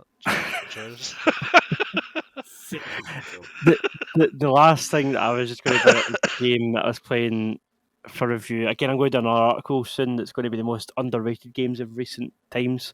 And there's a game called Neon White that I played a wee bit of. Neon White. Okay. I was immediately put off by the whole like anime aesthetic. That is my idea of hell. I hate all that shit, right? Okay. But if you skip all the dialogue, there's a very fun game here. You skip it's all this. It's like an old the game.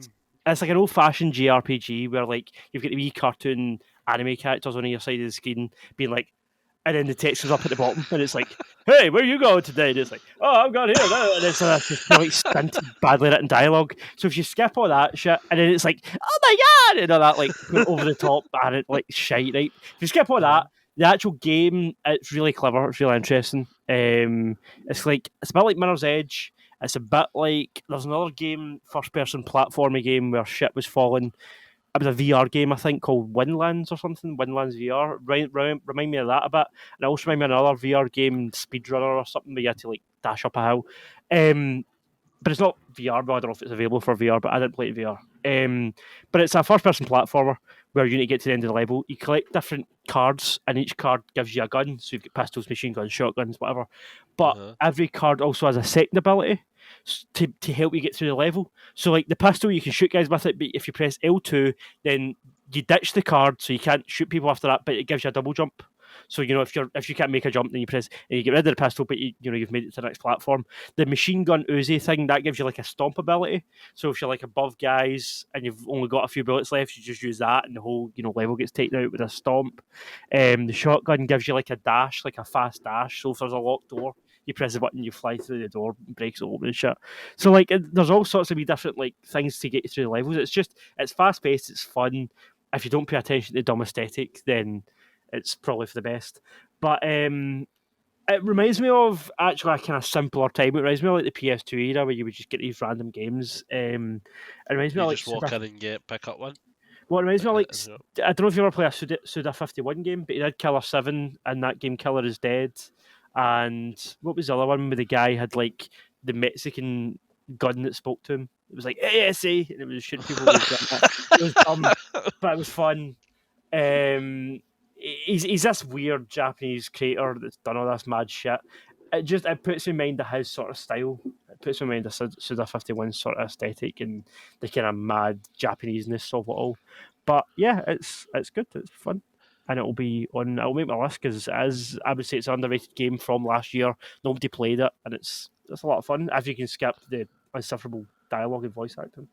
Do you think that's what put off a lot of people? Like just I don't know, because I mean, people love anime, don't they? It's huge. It's just no my thing. But I don't know. It's what put me off. Like, see, to be honest with you, right? Full disclosure, I saw the game was out. I was doing this list. I was going to email and ask for a copy, and there was a wee part of me that was hesitant. I was like, am I just got to play this. It's going to be shit. I kind of feel like I would need to put it on the list because I've already asked for it and stuff. I'd feel obligated. No, I really enjoyed it, so it kind of proved me wrong in that sense. I'm actually really enjoying my time with it. So if it's on sale on Steam or something, I'd say it's worth picking up, like on a sale. It's pretty good. So Right. you got it for free? Yeah. Well, it's a review copy. Look at you cheeky monkey. Yeah, see that? No, I'm not going to say that's the podcast. I'll say it's software. Do you want to go to the topic? Biggest disappointments of 2022? Yes. Because we're still in technically we're still in January, so we're still doing our 2022 recap. We've done the best films, we've done the best TVs and games. We were going to do the worst, and then we kind of thought about it, and Jerd basically said, like, why would you actively seek out something that you know shit? And I totally agree with him. Like, are we going to be the 20th podcast to sit here and go, oh, Morbius was Boz? Like, obviously, right? Like, they were beat a dead horse. So instead, what I thought would be a bit more interesting would be if we did the things we were looking forward to, we were hyped for, and that we ultimately came away disappointed in, let down. So rather than just being like, this was shit, you know, something instead that you were like, you wanted it to be good, and unfortunately, it wasn't. Chris, do you have any to kick us off at all? I could go off the standard one that I think we all know. I'll say this was it's a game and it's Gotham Knights. Yeah. One of the most anticipated games. I kind of knew that at the beginning it was going to be shite. I just felt it in my bones when I watched the trailers. I was like, was it the words 4-player co-op, or was it the words not developed by Rocksteady, or was it the word like what part did it lose you? It was the Montreal Studios. Yeah. No, I actually was because I really liked what they done with the Arkham Origins. So I was like, give them a shot. You can make a good game, yeah. But as soon as they dropped it was like a 4-player. I don't know what it's called. I think it might be RPG. It's it's like asymmetrical or whatever. Yeah, I don't know. It's one of those games where you saw them. They were thinking at one thing. They were thinking this is going to be a concept where you build up your character, you build these strengths in one areas, and then they realised, oh fuck, nobody's going to do this in this game. and then they're like launching next week. They're like, oh fuck it, just destroy everything, just make it all easy to use and blah blah blah. Because it's when you compare the Arkham Knight to just like the surroundings and stuff like that, it's really different. Like the city in Arkham Knight seems dead, vacant, and it's just one of those. Do you know what's amazing? It seems empty in Arkham Knight, but no, in Arkham Knights Origins. Gotham Knights. So one is called Arkham Knight, and the other one is called the Batman prequel is Gotham Knight. Gotham Knight. I'm saying Arkham Knights is this one, yeah. Yeah, Arkham Knights is the good one, and Gotham Knights is the shit one. Okay, now you've lost me again. So the Arkham Knight is the Batman one. Yes, the Arkham trilogy is a Batman game. Is this one you're talking about? The shitty one. Yeah, the shitty one. So I agree, bad name. I totally agree. It's a terrible name because of that confusion there. That's why they should have called it something totally different. Gotham Family or some shit. Family. I don't know. Aye. Right. Anyway, what is amazing to me about this game, they had the benefit of hindsight, if you know what I mean. Because you're following up one of the most successful superhero adaptations ever, right? Even though they can technically come out and say, oh, technically this is a different universe, they can say that all they want. People that are buying this game, the normal person buying this game, thinks this is a sequel to the Arkham games, right? Obviously. Yeah. If your dad's buying it for their Wayne, they're just going to think it's a new Batman game, right? Yeah, so, exactly. And at the end of the day, that's your audience, that's your consumer, that's who you're marketing, that's who you should be marketing to. So, from that perspective, right, they also, looking at Marvel, what I wondered was, is the failure of this got anything to do with the failure of Square Enix's Avengers game? But then you look at, this is what I mean by the benefit of hindsight, they've watched Marvel release, and they've watched Insomniac do Spider-Man, they've watched Square Enix do Avengers, and then they've seen the Square Enix do the Guardians game, which again, people actually liked. So the kind of lesson there to take away is that the two games that feature a story, you know, a narrative beat that takes you from A to B and gives the characters a bit of progression, the two games are Guardians and Spider-Man, right? The single player narrative experiences. The one that everybody hated, and it is now, by the way, as of this podcast, officially dead. They're not updating it anymore. They said the other day. Avengers was an MMO co-op online bullshit game. I wasted these characters. I wasted the rights to. I mean, the Avengers movies were absolute peak when that game came out. Like they had the license to print money basically, and they absolutely pissed up the wall. Like, and it's like, how did Warner Bros. Montreal and Warner Bros. In general see that happen and then go Gotham Knights online co-op? Yeah. See, Do you know what I mean? It's like, how? What did you not see there? Like, how did you miss but that? even with Avengers, they had like, so the campaign itself is decent. As far as a single player campaign, it's decent. I played it quite a bit. Like I have it twice on my PC because I have it on Steam, and then I got it on Xbox Live so I could play with my nephew a bit. But I never really did. And like the way the characters move is enjoyable. Every character kind of mostly feels unique, but they just never like they introduced a pretty big Black Panther DLC, which was decent. But then they just never. That was it. Like it was like, what were you like? It's not. I don't think it's X amount. It's how little they supported as opposed to it being an absolutely shit game by itself. Now there's a lot of people like saying bugs from the start and stuff, but it like the characters played well, but just there wasn't enough for them to do. The shitness was the lack of stuff for them to do. Like the main campaign when you're playing through, it feels good. It's it's an enjoyable experience. But they just didn't really release much to do online. Like, and I played it for months, and it just doesn't do really. Like. The issue there is, the problem there is, this isn't a free to play game. It's not a Fortnite or a Warzone or a, it's not some free to play bullshit. It's a paid game. It's a AAA paid title. It shouldn't launch bare bones. We're going to add shit later. It should launch as a package ready to go. Okay, build on it, add to it, do your season pass, do whatever bullshit you want to do, but give us something at a foundational level for people to enjoy, so that you can say at the end of the day, oh well, at least it was good at the first couple of months were fun. You know, got shit after that. Like, Well, again, I think it was kind of overshadowed at the time. Like that's the thing. I think people were kind of weirded out by. It was like the actual main campaign was good. Like, or grand. It was. You wouldn't necessarily call the issues only seem to appear in the element where it became an online play. So you could have just played the first one and like treat as that. Cause I don't know if it was incredibly long or anything, but it's just odd. But then the question becomes, why bother making it an online game? And we're not even talking about the Marvel. When we're not even talking about Avengers, we're talking about that's the whole point. Yeah, like surely Gotham Knights saw this playing out and went, maybe we should change course. Maybe we should make something more narrative based, tighter, a single player game where, okay, you might play as all four characters, but you play them in their own designated missions.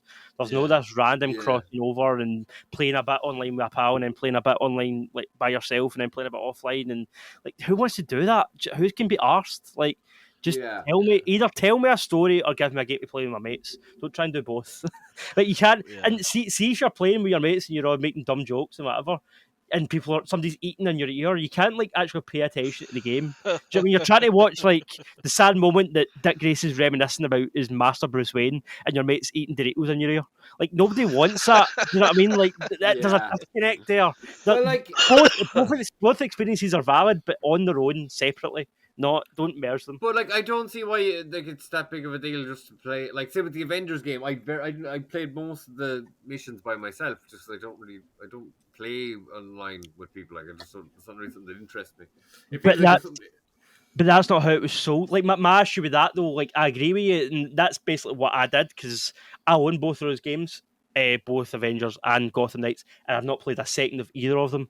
But the point is, I bought them both in a sale. I bought the Avengers for like a tenner, and I bought Gotham Knights for like 20 quid. Yeah. That's when you jump on these games just to check them out, see what they're like. But that's not the point, though. Like, from the marketing team's perspective, they want people to buy this game full price on launch day. They want people to hand over 50, 60 quid. And you need to justify that with something. You can't just have a bare bones story and, we'll add shit later. Like, you have to, in my opinion anyway, people work hard for their money, and these publishers and whatever, they have to earn that shit. Yeah. In my opinion. Gaming is even just like, say, in those kind of games, like, you have the option to play, like, I'm playing this, and like, I'm finding this mission a bit hard, maybe I'll ask one of the lads to fucking join me playing it or whatever. Yeah, like, the option to do it, I think. But what's great about certain games, I'm not a massive Ubisoft fan, but and especially with what they've done to Far Cry recently. But the Far Cry games, I think the last 3, they've got a function where even if I'm playing Far Cry 5 and you don't own that game, and I want you to jump in for a mission, you can just jump in. You don't need to own the game. Like, you just join your mate's game and you Oh, can that's play. cool. So, like, when a game offers that, Download it or something? Like, how does that work? honestly, I think it's cloud stuff. I don't know essentially, Okay. but I think it's cloud-based stuff. And I don't even know if it's on every console, but I know you can do it in PlayStation. Yeah, like, if it's free and it's just a wee bonus edition, fair enough. But see, just the idea of making your whole game based around that, like, it's so annoying to me because as soon as I see, like, also I'm reviewing games and I'm looking for things to, like, pursue and what I want to play and talk about, and see when you look and you see a game announced that you're like, oh, that sounds cool. Oh, it's 4-player isometric co-op, Yeah. and it just immediately puts me off. I'm just like, okay, I don't. Yeah. That's I like, guess. I don't. Or Immediately, like, That's look at fucking Call of Duty. Like, that's the way they always do it: story and online. but I and they've done it also for years. So. I think the difference there though is Call of Duty sort of became known for that, whereas a franchise like I'm pretty sure there's a new Alien game coming out where I was like, oh shit, new Alien game, like first person's horror. No, it's like 4 guys in a space station where the alien Oh, hunts yeah, down, yeah. Well, Left 4 and there's no Dead an is actual that too, though, story. isn't it? Yeah, but I was never left out. I was never a fan of that sort of thing. I don't know. I don't know. It's just thankfully I feel like it's a trend that's dying out in the industry, but anyway, Ah, that's fuck, I'd that's like just so. personal taste. It I could. think it could be done well. It's just because in particular games where there's only that's an inherent thing that would make a game bad. Mm. But anyway, Gotham The Knights. options Pish. for both. Gotham Knights. Two things different, yeah. One Don't play thing that that game. really annoyed me was throughout the whole game, you're going through. I don't know if you know it, but you're going through the Court of Owls Uh-huh. comic. Uh-huh. And the whole point of that is you're challenged. Batman's getting challenged by himself. He didn't realize these secret society existed. He's getting challenged mentally. He's getting challenged physically because these guys don't die. These are like zombie humans, and Okay. they remove that and replace it with 4 fucking arseholes. 4 kids, and you're like, what is Yeah. going on? I mean, they poorly executed the whole thing. It was like, it felt like Glass Onion when you knew the baddie right away. Hey! You know, I'm Right. not spoiling it. Don't spoil, Chris. Don't spoil Glass Onion. But Jerd, do you mind if you spoils Gotham Knights? No, I looked it up on DC. YouTube ages ago. Yeah. I Chris, like it. is Bruce Wayne the head of the Court of Owls? Is that the twist? No, have you not Ah. played it? No, just tell me though. But I feel Well, like that would have been a better twist than whatever they did. It was like Alfred's friend who was like Okay. both in the war, and they Right. came back, and he became like a second business billionaire, the second next to Wayne Industries. And you're automatically thinking, well, who the fuck has all this money? The whole point of the Court of Owls is because it's like a rich society kind of thing. Yeah, yeah. Okay, so okay, and he's because it is in the game they only introduce people that are critical to the story. Sure. So the only other person they've introduced except the 4 characters is this guy. He might as well have a T-shirt saying like, "I'm not him." Like, I'm not that guy. Yeah, you're like, Yeah. and he's like, when he gets introduced, there's like a thug that approaches them, like him and Alfred, and he's like, "Oh, fucking Alfred, I'll fucking do him. Don't you worry." And you're like, "All right, okay, this guy's aggressive. He's rich. What else can it be?"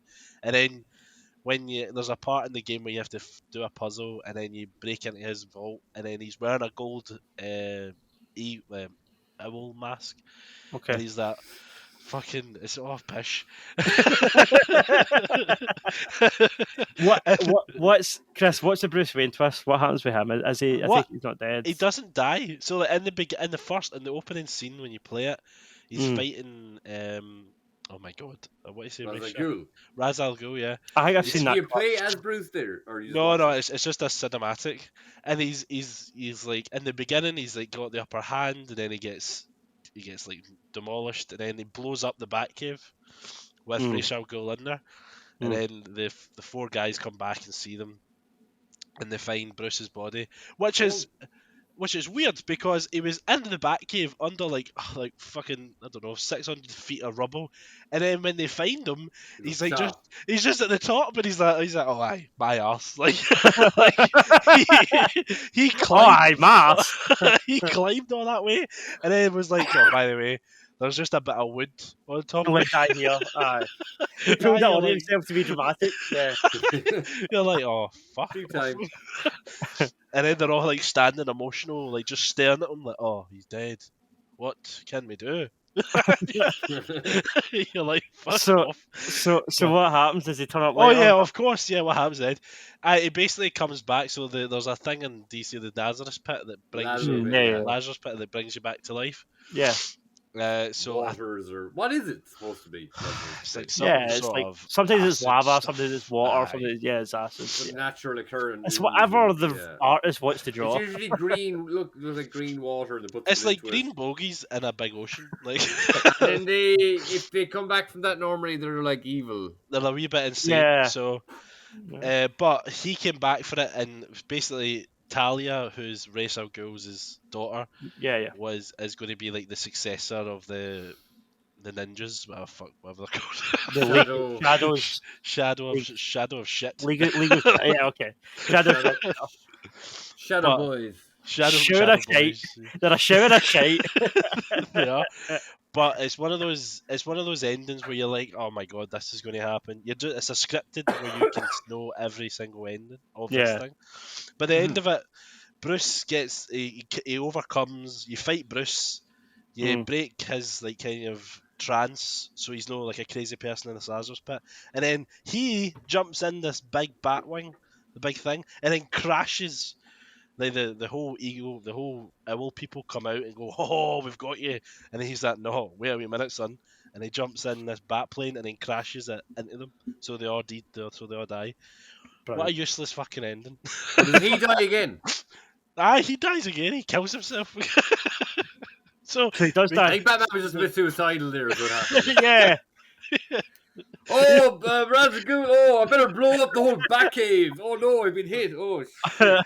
Oh, who left his gun? It's a bit stupid to have two Batman deaths in the one fucking thing. yeah, like it's and they were all done by him. They weren't accidental. Yeah. One of the worst games I've played this year, and I really was hoping. I paid 60 quid for it, thinking I'll give them a good run. Fucking the most worst. So that Coulda was gave that a that charity. was that the biggest disappointment you think for you this year? That was the biggest letdown. Aye. For me, because it's a Batman thing. But the biggest Yeah. letdown was Conway dying. That was a shock. Yeah, but we're not bagging celebrity deaths. Like, I just saw it's from apparently he came here a couple of times, so I guess the name and all would make sense. But he seems to have some connection to here. But he was here, I think, for like the first Dublin Comic Con was like 2013, and then I think he came like I don't know, maybe twice more. But when he was here in 2019, I just found it. I think I put it in the chat, but it's him singing a song in Gaeilge. Gaeilge. Oh. Gaeilge? Gaeilge? Gaelic? What was it? Gaelic? No. Gaelic? Gilliga? Gaeilge, yeah. Actually, I can't even remember the name of the Irish name of my own language. But he's singing a song in the Irish language, which is pretty sweet. Jeff, Yeah. do you have That's it. anything from this year that you were personally let down by? Emotionally That you damaged. felt was a betrayal of your hype? It made you. I guess it's the like. Although I have been talking about it, I don't know if I said this already, but I have been talking about the Spider-Man comics the last while. But I think it just kind of dawned on me that it's like this whole crossover with Dark Web or whatever. It's not great. Like from the way it started. You remember I was telling you that particular line Spidey or the exchange Spidey has with Tombstone, and he's like, Tombstone had told him about his tough childhood earlier on, and a couple of issues before, and at the very end, Spidey's just like, "Look, I'm sorry, you didn't have what you needed when you were a kid." Mhm. That being a really emotional moment. The fun I had with the kind of the Vulture and like there was maybe a shitty X-Men crossover in one episode or one issue, and then like Vulture was in it for 2 episodes. That was fun, and then. Yeah, just this whole Dark Web stuff. Like, apparently now, So there's Dark Web X-Men, but I think it's only 3 issues of that, like X-Men Dark Web. But apparently, the conflicts between Jean Grey and her clone, who Cyclops had a baby with, then abandoned, then she went crazy, and then had a lot of problems. But apparently, the way they resolved that is written very well. It's like it's not a big punch up or anything. Jean and her just have a conversation. It's supposed to be. A lot of people are liking it, but I haven't really read the X-Men stuff yet.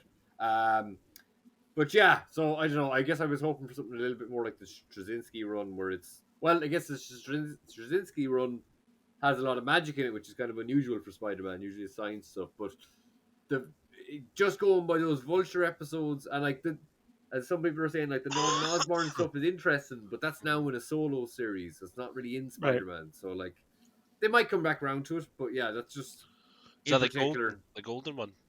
The Gold Goblin, yeah. Gold Goblin. So I'll finish, like, I'll probably go 2/6 until this run ends just for the sake of it. But, like, I was thinking of it today. I was like, I would be okay with just buying Amazing Spider-Man, like, just having it as a comic that I read because I really like Spider-Man. So, like, you don't really mind it. I mean, it's like a little bit of. I kind of enjoy when I'm reading it. And, like, if I pick up, like, I think it's maybe a $5 every 2 weeks. It's not, I don't even think it's always bi-month or bi-weekly. Is it a digital one? It's not a physical one, is it? I usually read them digital, and I just fucking buy them because I just started buying them in a comic book shop. So I've this also Time Before Time. I think I mentioned it before, Declan Shalvey book, but I've nearly 20 of them, and I haven't read it since issue 4 or something like.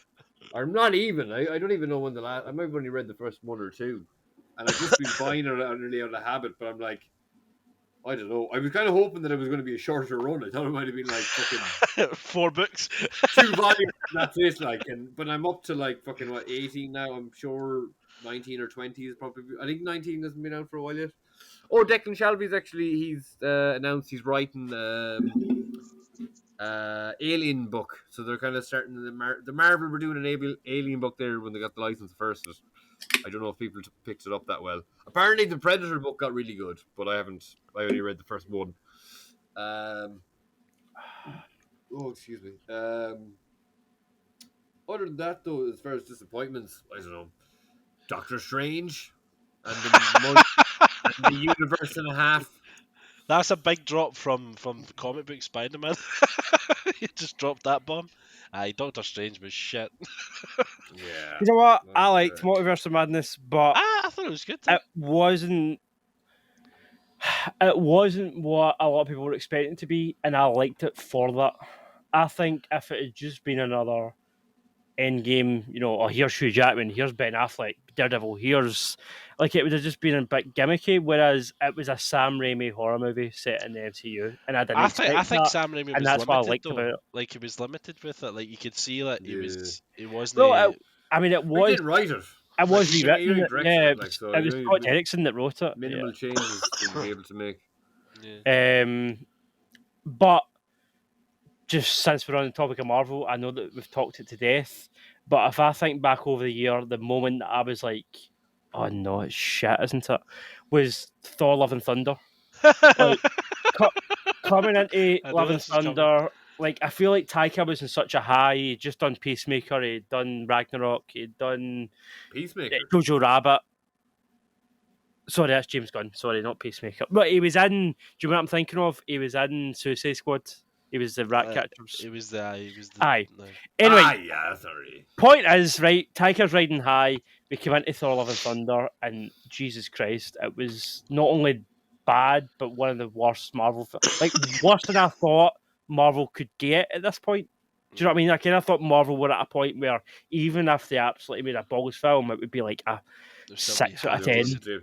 Like this is like a 3 or a 4. Like this is a garbage movie, and I was really quite taken aback by it. Like I remember, and it was also maybe it's a personal bias as well because I just joined Keen Gamer, and not long joined them, and this was the first big movie that I'd been asked to review. They were like, "Here, you review this." So I kind of wanted it to be good. I kind of had a bit of stake riding in it as well because it was like going to be my first, review for this new website. I kind of had it in my head that I'm going to really I'm going to when I was going to see the film, like it snuck up on me because I went to see the film either opening night or maybe the night before. It was a previous screen or something, and there was no inkling that it was going to be bad beforehand. Like I hadn't seen. Maybe I've avoided the other reviews because I was writing a review myself. I don't remember. Maybe I don't know. I tend to do that, which is make me doubt it. But maybe I did, for whatever reason. But I remember going into it. I remember the day before going to see it and being like, this time tomorrow I'm going to be writing about how good this movie is. And I remember sitting in the cinema going, oh, this is. Do you know that way? It was the first 10 minutes and you kind of give it, it'll get better. And then 20 minutes and you're like, right, Taika, do something. And then you get to half an hour and you're like, is this going to be the whole movie? And then when you hit like anywhere between 30 minutes and an hour, you're like, this is the whole movie. And then you've got Russell Crowe in a skirt and you've got Korg being just annoying rather than lovable. And it's like, how did you drop the ball so much on this? Like, it's just what an absolute shit show of a film. And I don't know do if you know he's what? getting Do any you know more. what? Do you want to know what also pissed me off personally? Something I'm going to get off my chest. When the trailers came out, they had all the neckbeards online. Oh, Jane Foster Thor. Oh, what the guy make Spider-Man and a woman next door. Like, you had all these idiots online, right?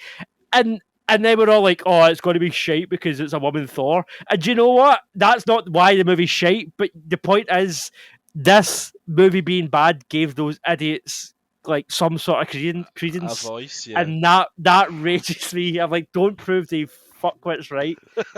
And yet Tiger's just feeding into it. I don't know, just what a letdown. What a disappointment. Is Jank he's done with the Marvel Universe? Jank he's like because he made that mistake, or Jank he's still going to make Well, some fucking Marvel? Hemsworth was pretty vocal about essentially saying, I think, didn't he like, oh yeah, we won't be working with Taika again or something like that. Really? What did he? Oh wow, Jesus. Well, I don't know That's exactly. I think he kind of seemed to think like, oh, I think it's time to get away from the comedic side of the character and go back to something a bit more serious. Go back to from Dark what World. he said, I don't think he was like necessarily taking a dig at Taika because I'd say they're probably still quite close friends, but I don't think he was happy with how Thor came out. I really feel like it's time for Thor to go. I think Thor's had his story, and I think in either Kang Dynasty or Secret Wars, I think Thor should sacrifice himself. I really think it's time to sunset that character. Personally, I don't think so. I feel like I don't think they've done. It's like they've really. He's been there for 10 years. First film, yeah, like 4 whatever. movies. First film was grand. Second film, fair enough, it was badly received, but I don't think we've really had it. Like Ragnarok was fun or whatever. I didn't mind Love and Thunder, but like I still think like really to get to these characters the way we are, or to get the only way to get any way kind of close to them that we are from the comics and stuff is just to, you know, we're at a chance now where like say how many times has he played him? He's like I think he's 10. But timeline wise, is like 11 years. He's just behind Wolverine or Hugh Jackman for Wolverine, I think. Right. But like, Jesus, it's I know it's kind of long, whatever. But it's like I don't know. It's like it's to read like the way you know characters from comics is different from the way you know them from films. Because like, look at Avengers: Age of Ultron. That's the only one that feels like a real Avengers film because the first one they come together. That's the first thing where it feels like they're a team. They've been working together. They've been doing missions on a regular basis. Sure. With stuff like this, I think you need to have like because think about it. Thor was he away? He was away in space. Then he came back. Then like everything was fucked up in Infinity War. Then he was off fucking Asgard by himself. And they like to kind of play at the fact like, oh yes, we're a team and we all hang out together. But like, but this last phase has been like, oh look, the Avengers aren't together anymore. None of them seem to know where any of them are. There hasn't really been a period like there is in the comics where like, no, they're a regular team. Like they've been doing this. They've been a team for a year now. Blah blah. They've been a team for 2 years. We never had that kind of sense out of them. We like. Can you say so? Like, what points of Thor have been really good? Like Infinity War, Ragnarok. For some people, I know I've issues with Ragnarok. Thor Dark World, I issues with Thor Dark World. First one's alright, but it's kind of boring and quaint looking back on it now. Thor Love and Thunder not for everyone.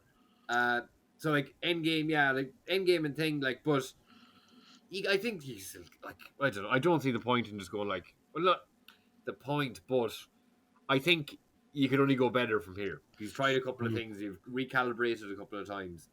Don't know. I just fucking give the characters like just solid ass stories. I just feel like they're kind of put it that way, like horse, Robert Downey Jr. had 3 movies with Iron Man.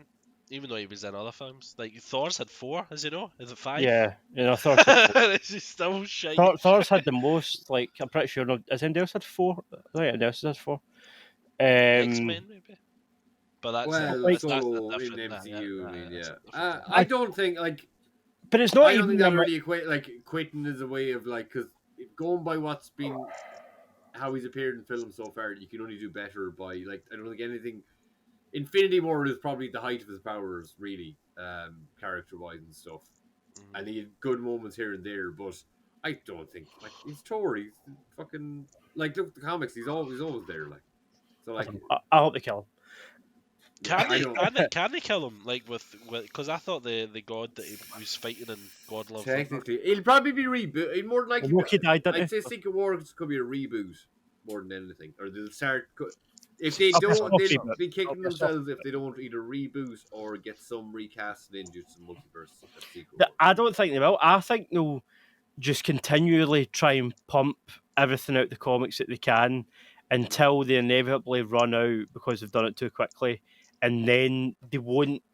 The reboot won't be like a choice. It won't be like, right, we're rebooting now. It'll be people stop coming Oh. to see the films, so let's do Iron Man again. I think it'll be a case of the I movies, don't know. the universe. Well, I think there's even rumors of recasting happening out of Secret Wars, and when there's precedent for that in the comics where they kind of just use it to fucking shake things up and set Yeah. up a new status quo. I could definitely see them restarting after Secret Wars. Well, RDJ said that he's coming back. He's confirmed or something like that. He's I coming think back so. for Secret Wars. He said something. Don't know if it was in a tweet or an interview. I don't know. I He's hope going they to don't. be a To be honest. cameo in something, and then he's going to be So in was that. Secret Wars. The only way I want to see him back in the MCU is if he's in Peter's suit in some form as like a voice. I'd be okay with that. I thought when they did the glasses in Far From Home, I thought it was going to be Tony's voice and the glasses. That would have been the perfect point I Tony's think voice. to put him in because there'd be a sadness to it because you would miss him because it wouldn't actually be him. It would just be his AI, and it would carry him on like Jarvis. Like it would also be an easy gig for Downey Jr. He just needs to sit in the house. Like for me, that would have been the best way to reintroduce him. I think to bring him back physically, I think it just takes away from Too anything. much. Like the Endgame is maybe not like critically the best the movie, but it's the peak of what the MCU built. And if you take Yeah.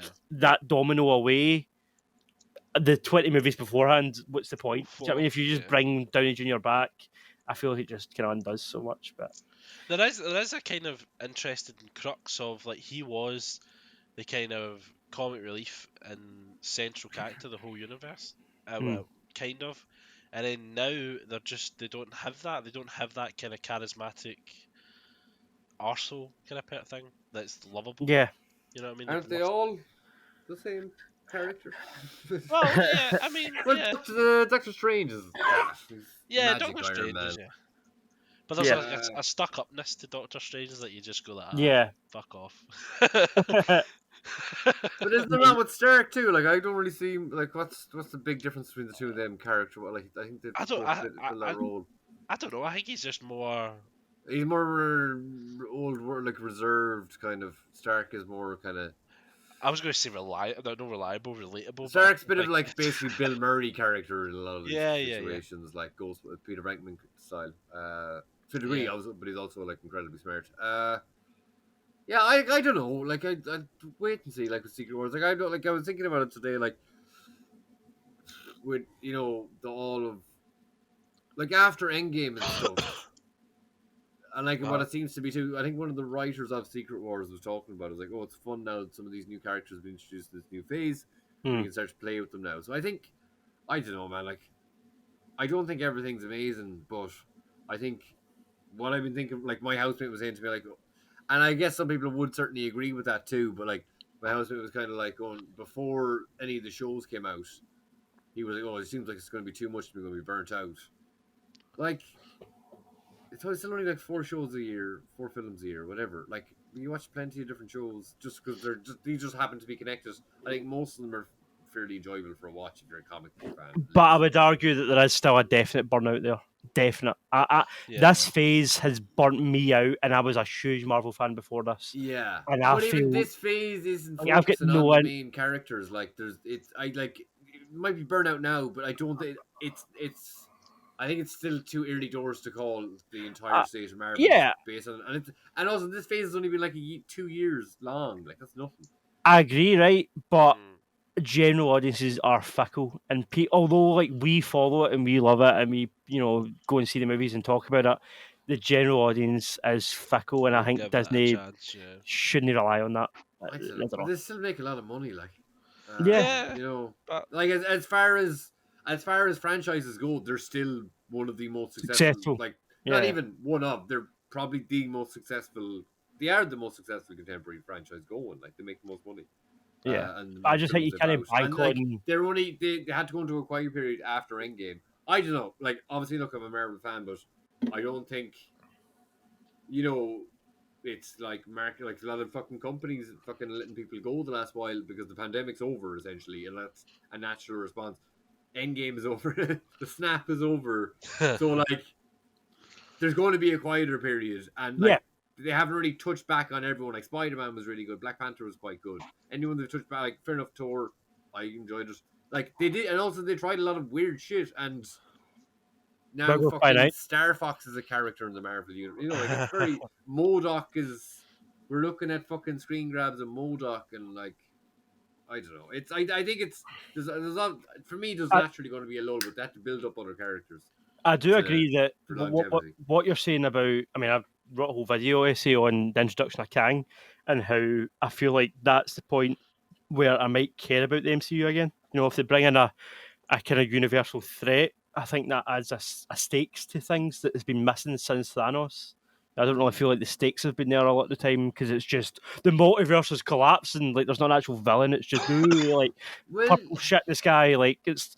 I feel like if you've got a villain with a goal, especially if it's one like Thanos that has like this kind of manifesto, and he believes in his own bullshit and he's charismatic because he's played by somebody like Josh Brolin or Jonathan Majors. I feel like that adds to the stakes, and that kind of gives you a reason to go and see the movies before the build up. Do you know what I mean? Because like when you knew Thanos was coming, it was like, oh well, we got a glimpse of him, or we not. But we've talked about that before. Like Thanos doesn't show up until the post credit scene at the end of the first Avengers. They retroactively change stuff to make it link. And how many movies shows up in the second Marvel property in this after Endgame? I don't. Yeah, like, not count that version. You can't count. You count the version it's for the Loki. Same actor. You can't say it's it's a different universe. It's just some guy. What's going to happen? It's just some guy. It's just some guy in office, Jerd. And the second thing. Not having it. I'm not listening. Unless he's got a blue face and he's blasting things out his hands. Going, oh no, I can't see what's happening in Marvel. It's fucking the second thing to introduce Kang. I was just going to say, how many movies has it been between between Endgame and Quantumania? Probably more movies than what it was before we saw Thanos, right? But he's in the second. The same actor is in Loki. But nobody else knows about him at that point. Like he's not. The man on the street watching that episode of Loki doesn't know that this is the next threat to the whole of the MCU. No. You just think he's some guy rat bullshit. Yes, I think only because I don't think so. I think unless you're in the Marvel, no one knew who Thanos was. Who's that purple guy at the end of the fourth? Not even Iron Man 1, Iron Man 2, Hulk, Thor, Captain America, fucking Avengers. He shows up the credit at the end. That was just something Whedon threw in. So that's 6 films. He shows up to the post-credit scene. He didn't actually appear for another 2 or 3, probably 4 films after that. I mean, I guess it's inevitably going to be diminishing returns because once you've done it the first time, the novelty wears off. I mean, you do it was fluked the first time. Like, yeah, 100%. Marvel was still a gamble at that stage. Like, and again, but the point is, say when it's played with the same actor. So now you're here. The gamble, I agree, it's a fluke, it's a gamble, right? But it worked. So now that you're here, you need to follow up with something. I don't think they should get a pass just because, they got lucky the first time. Fuck it, if it's shit, it's shit. Like, I don't subscribe to that. Like, I expect it. Kang is in the second, and you can say all you want, it's the same actor, and he introduces the concept, and he explains what's going to happen up to Secret Wars in the second property after Endgame. Well, if that's the big bad of the universe, I feel like that's pure a letdown after Thanos. Like just You haven't seen it yet. Exactly, and that's the issue. That's the But issue. you don't just jump straight to Endgame. There's how many? There's like 30 something films before Endgame. Yeah, but that's the end of Thanos. We've only had 2 years since fucking, or what? We're gone into our third year now since Endgame.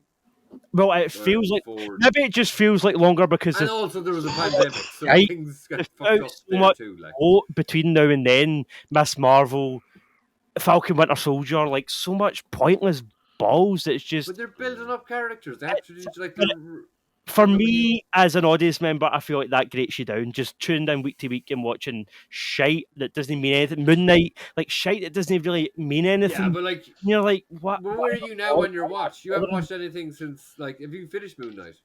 I've finished Moon Knight. I've watched half of Miss Marvel. I've not watched any She-Hulk. But they're the two better of all. Is that all I've got left? I think that's all I've got left. I didn't watch. I'm not watching that Groot shit. Yeah. Oh, I'll see the films are different. Like the Disney Plus for me, the Disney Plus stuff's just kind of like shovelware. Like it's just it's a gut. Well, I don't know. I'd say like you haven't finished the two better received of films of the shows of this year, and then Werewolf by Night. Yeah, I like that. That was alright because it's special. Yeah. I don't know. I think it's too early doors to be calling it. If anything, like they're still making fucking shit. Like they are the most popular franchise. I don't think it's anywhere on the way out, and they need. I think they also had to build on new characters. Probably also had to give some of the people who are working on the previous stuff a bit of a break and let them just fucking shit out for a couple of years. The ones who wanted to stay on, like Thor didn't come in for a while. Doctor Strange has been, but Doctor Strange probably did the most work out of all of them. But I don't know. I just think it's too early doors to be judging. It's completely finished now, especially when we haven't had the main character and we just. I wouldn't want to have gone straight back into the next big thing. I'm happy to be won over again. I want to be won over again. I want to go to Quantumania and be buzzing and be like, yes, let's get it. Kang Dynasty, Secret Wars, let's go. Like I want that sort of love and hype for the MCU that I had before, but I can only speak to how I'm feeling the new, and how I'm feeling the new is I don't care. Like meh. I don't even. I've not watched half that Disney Plus shit, and I don't feel like I need to watch it. Do you know what I mean? Like that's where I am now.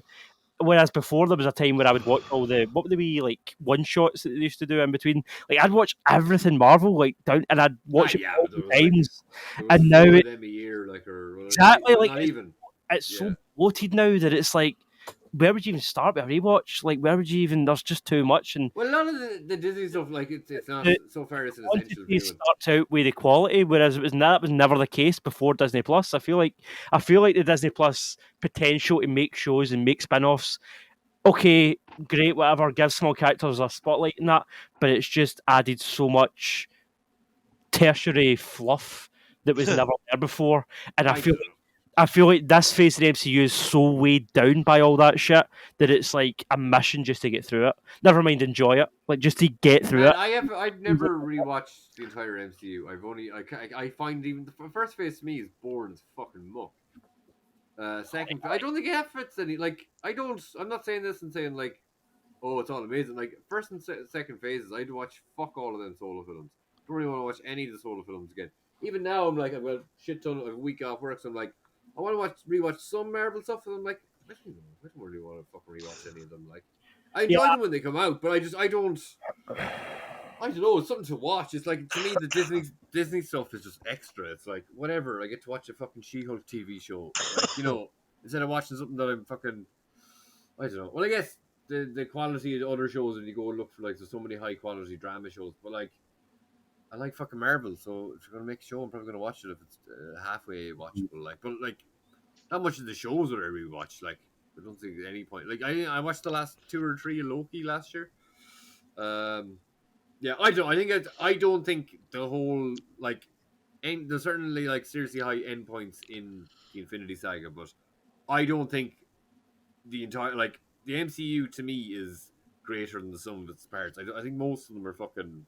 I find I have issues rewatching them. I don't really want to rewatch half them. Like, it always just feels like whatever. But still enjoy it when it's coming out, and I can get a bit hyped to what's going to happen in it, or I don't know. I guess no, like even I can see now when this phase is over, I'm like, yeah, okay, it wasn't the best one, but I can understand why it kind of the thing like I was saying before. I can understand why Taika, even though he could have made a better film, I could understand why they had Taika come back for Love and Thunder. I can understand why they wanted to diversify and bring in some extra characters because, again, even some of the ones who are probably going to stay on for a while, they're not going to stay on forever. So, like, let's just build up some random shit and let's just do different stuff.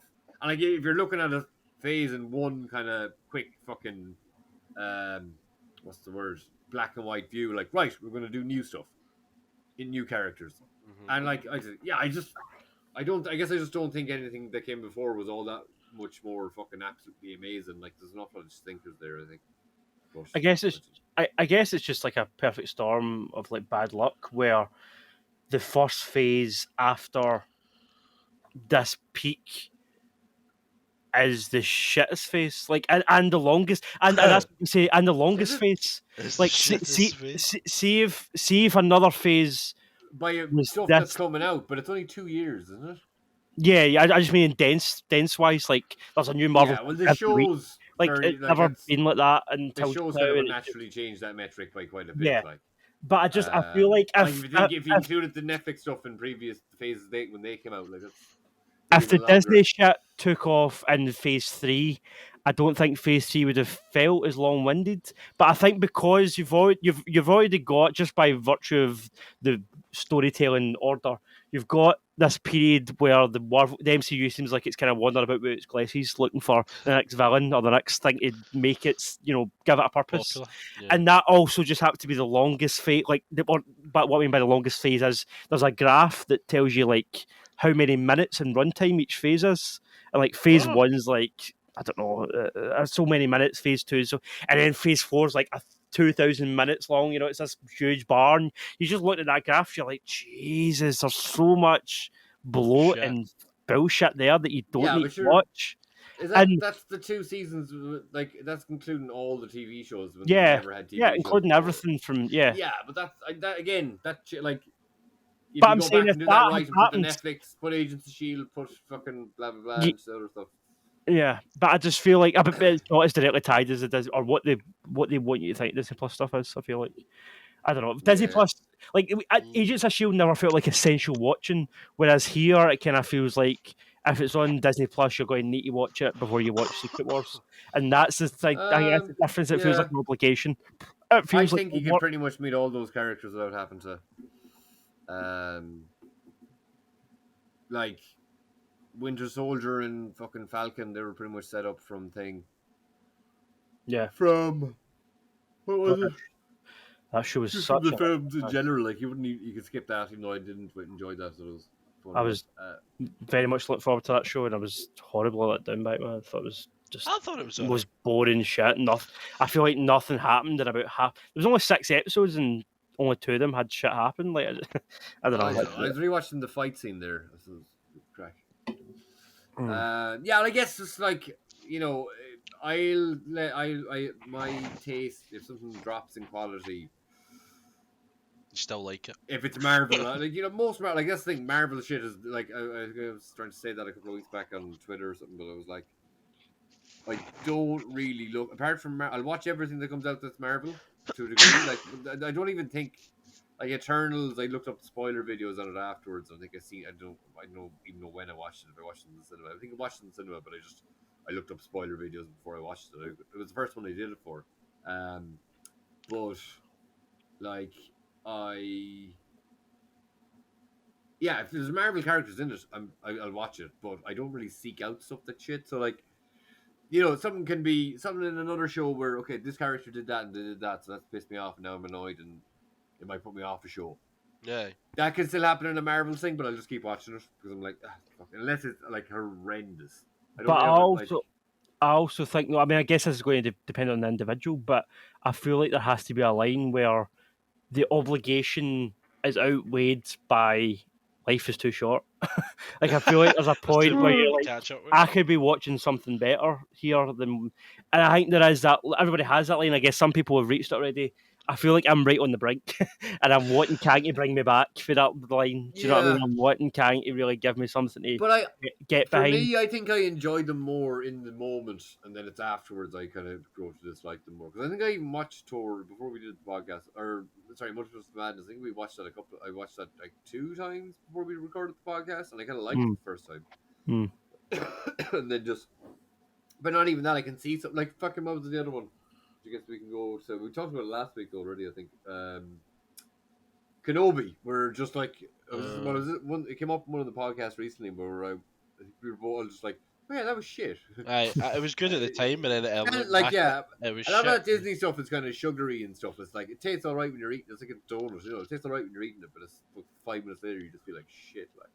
So I think there's an element of that where I think that's all I ever got from the Marvel stuff. It was looking forward to stuff, and I probably only like Civil War, like certain elements of films. So like certain parts of No Way Home really pissed me off, and or Mm. Homecoming too. But certain parts I loved. I probably enjoyed Homecoming more at first, but I think for me, say Far From Home got the end sequence of that is to me 100% Spider-Man. What that fucking stupid scene in the bus where he webs the drone out of the Yeah, sky is like one of my most hated things in all Marvel films. Like yeah. it's just so dumb. But I think kind of that's kind of the way I view all of Marvel. Any project can have something really shit in it, but they'll generally have something that I enjoy or entertain me at the time, and like I'm happy enough with that. And again, I'm a lifelong Marvel fan, so like doesn't phase for me that much. Chris, Um, is there anything else this year, like just talk about Kenobi and that? Have you got anything else that you feel disappointed by? Was Kenobi a letdown for you in hindsight? Like, do you wish they hadn't bothered bringing him back? Oh no, I liked it. I thought it was a nice wee kind of wee tablet for the Star Wars fans to Yeah, take epilogue. down. Yeah, how many episodes was it? It's like fucking 6. It six. felt like 10. It should have been like 4 or a film, I think. Well, it was going to be a film. Apparently, that'd have been much Probably better. should But have yeah, been, yeah. I think it's. I don't know if it's like I remember at the time they were saying, "Oh, we're going to make season 2." I think that's dead in the water. I don't think it was that successful that there is going to be a season 2. Star Wars is weird. They But, announced a lot of shit and then just yeah, and never try to speak about it again. I mean, it's one of those things that I think they were trying to force. Like they knew like Darth Vader was like a big, massive character, and they're like, "Well, let's see what we can do with him and get him involved." Because but that's where the show actually was exciting when you saw they two together. I think see Um, that's the thing. I do think that I feel like that's the most exciting thing about Andor is that you've not got Darth Vader shows up yes, and everything. Yeah. But yeah. you've also got the thing where I feel like if you're going to redo Darth Vader, if Disney are going to reuse Darth Vader, it's in this show, it's in Kenobi. That's where he should be. And I feel like because they've already used him in Rogue One and I guess technically in Rise of Skywalker, you can hear his voice and you can see the broken mask. The Like helmet because suit, you've yeah. already seen Darth Vader, like see if we hadn't seen Darth Vader since what's it The called, original Revenge of the trilogy. Sith, Mhm. like no, since Revenge of the Sith, like since Aye. 2006, and then here we go, 20 years later, Kenobi, Hayden Christensen's Star Wars Darth Vader. And that would have been some buzz, but because we'd already seen Rogue One, we'd been Already pure seen him. desensitized, like overused. We'd played that Star Wars game with Cal Kestis that he was in, and it's like, oh, it's just this guy again. It goes to Yeah, he's being, oh, here's the greatest movie, one of the greatest movie villains ever, to, oh, here's this guy showing up again, like in another Star Mm. Wars thing. Like yeah. it becomes, and the novelty wears off. Like, I think he's becoming used, but he's also becoming like the kind of he's becoming more used, but also just for that limited a bit of time. Like, which is what you want. You want him not to be overused, but he's mm. getting overused in the same category constantly. Now that he's only shown up at the very end of films or the very end of things, and then killing cunts and leave. Yeah, it's kind of weird how he seems to be nearly like, especially. Well, I guess this could be different going forward now, but like especially say with like, like Luke is obviously was in Mando or whatever, which was maybe kind of they could have I don't know done a bit better when they did it. But I was watching something that was actually I actually won't get into too much now because it was more I want to save it for my when I'm talking about Candor, Andor. But like say Luke in Mandalorian, CGI, and it's kind of weird because obviously it's kind of an odd thing that they're recreating the younger version of an actor. Whether they're alive or dead, obviously Hammond is alive, but That was really good in Book of Boba Fett. The look, the aging and Book he's of back in Boba. Boba Fett. Yeah, 'cause It didn't looks it take on so someone much. who did Yeah, like a deep fake. Yeah, A deep deep fake. So fake. people at it's the time were much like, why better. don't they use deep fake? It looks way better than whatever they're doing with CGI, and like now they are starting to do that. They're using it. But say like Vader is more usable because you don't have to see his face all the time. Yeah, But he still kind of seems to be treated in that kind of way of, oh, we can't touch him. It's our like Solid Snake, like again, you only play the same properly in Metal Gear Solid 1 every other time. Then he's at a distance or whatever. Like they don't use the character in their prime. yeah. Then, like so, it kind of feels like maybe that's what they're going to do with. But Do you yeah, know- I feel like it's like this. It goes back to the shark and Jaws. The less you see it, the more effective it is, and they've ruined that with Darth Vader. I feel. Because that's one thing. I don't know if you've seen it, but I actually kind of like the Chainsaw Massacre movies, the Texas Chainsaw Massacre movies. I've not seen the new one, but I heard it was shit. Oh, and there was a new one out this year. It was on Netflix. Oh, I thought you were somehow linking this to Star Wars there, so I was like, Oh no, I it's was. kinda- I'm taking on a different train. yeah, But like that, like they kind of were trying to break like the whole kind of the cycle of Leatherface and stuff like that, and use him like like in the original, he was used barely and stuff Yeah. like that. In this new one, he's everywhere, and it's not even a good film. But the fact that you see a big scary guy in nearly every bit of the film, you're like, oh well, it desensitizes you. So Aye, what's the aye. what's the point? It's just a big guy with a mask. I Yeah, would rather see him at points, or like when I don't see him, where the character sees him, and just see his expression and things so like that. listen. I know that we keep going back to it, but the strange thing about the Johnsons, there's a shot where Aye, the actually, most horrific scene in the movie happens, and all you see is the character's reaction, yeah, and everything else is implied, and it's so effective. Like what's going on is horrible. And all you actually see is a close up on this guy's face, and you know what he's what's witnessing, going to happen? but you don't see any of it, and it's so effective. Like he also did that at that stage because he had a tight budget and he couldn't afford to show the grotesque stuff. yeah. That's Oh, your happening. brain also But like the way that express it's things, yeah, totally. I think that a lot of big filmmakers talk about Babylon as well, like in comparison with Whiplash. When a director's given carte blanche and all this money and given big actors and do what you want, it ends up becoming a bloated mess. Whereas when Yeah. somebody's limited, given these restrictions, you can only spend this much money, you can only shoot across this many days. That's when we decisions get made. They end up becoming iconic, Brilliant. like a part of cinema tapestry. They're not upthought, yeah. You hear about Tarantino making decisions like that all the time that were just 2-second decisions, like the bit in Pulp Fiction with the weapons, where it's the baseball bat, the chainsaw, and the samurai sword, and it's like a reference to the samurai sword's reference to Kill Bill, the chainsaw's a reference to whatever Tarantino film has a chainsaw, and the baseball bats and Glorious Bastards, and it's like obviously none of that was thought out at the time, but in hindsight, just we things like that just adds to the war. The film from I think the late 90s with Michael Keaton, and it's like I think it could actually be called White Noise too, like that recent film or something like that. But it's a film about ghosts, and I think it's nearly got it's not like a romance, but it's a little. The ghosts are treated a little bit like the evil ghosts in the film Ghosts with Patrick Swayze. Right. But I remember watching I was kind of for so many years I'd been on that verge of like wanting to be seen as a horror buff, but being a chicken shit. But I remember watching that film, and it was terrifying up until the very end when you see the ghosts, and you're like, oh.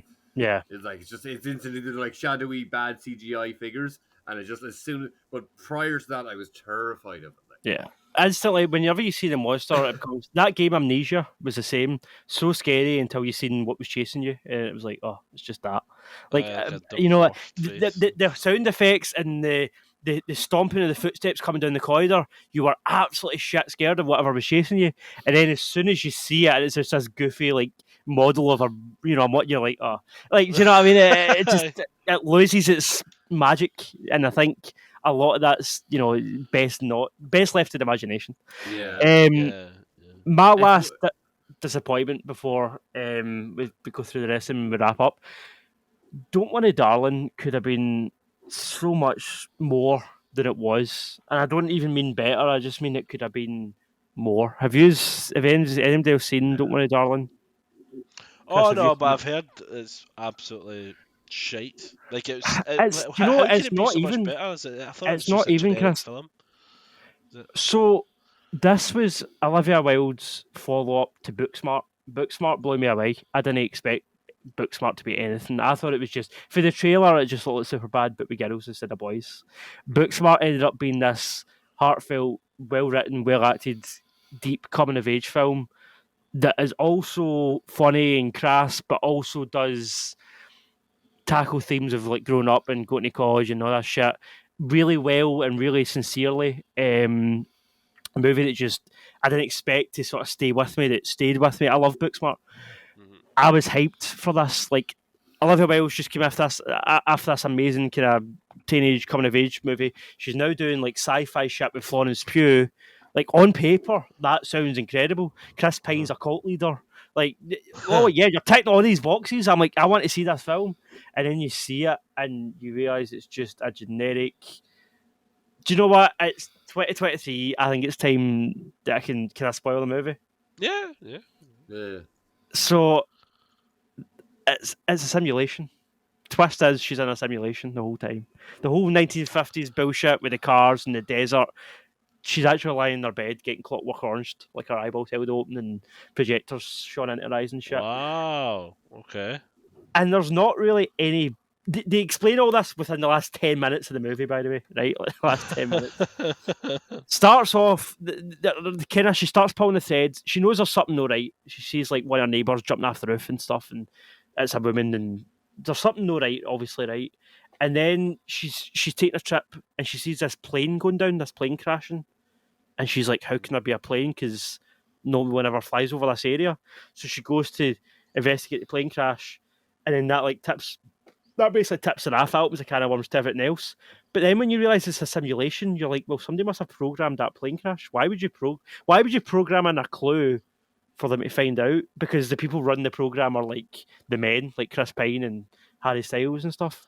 So it's like, why Okay. would they put that in for her to see that to then pull on the thread and get to the end? Do you know, it all unravels when you think about it.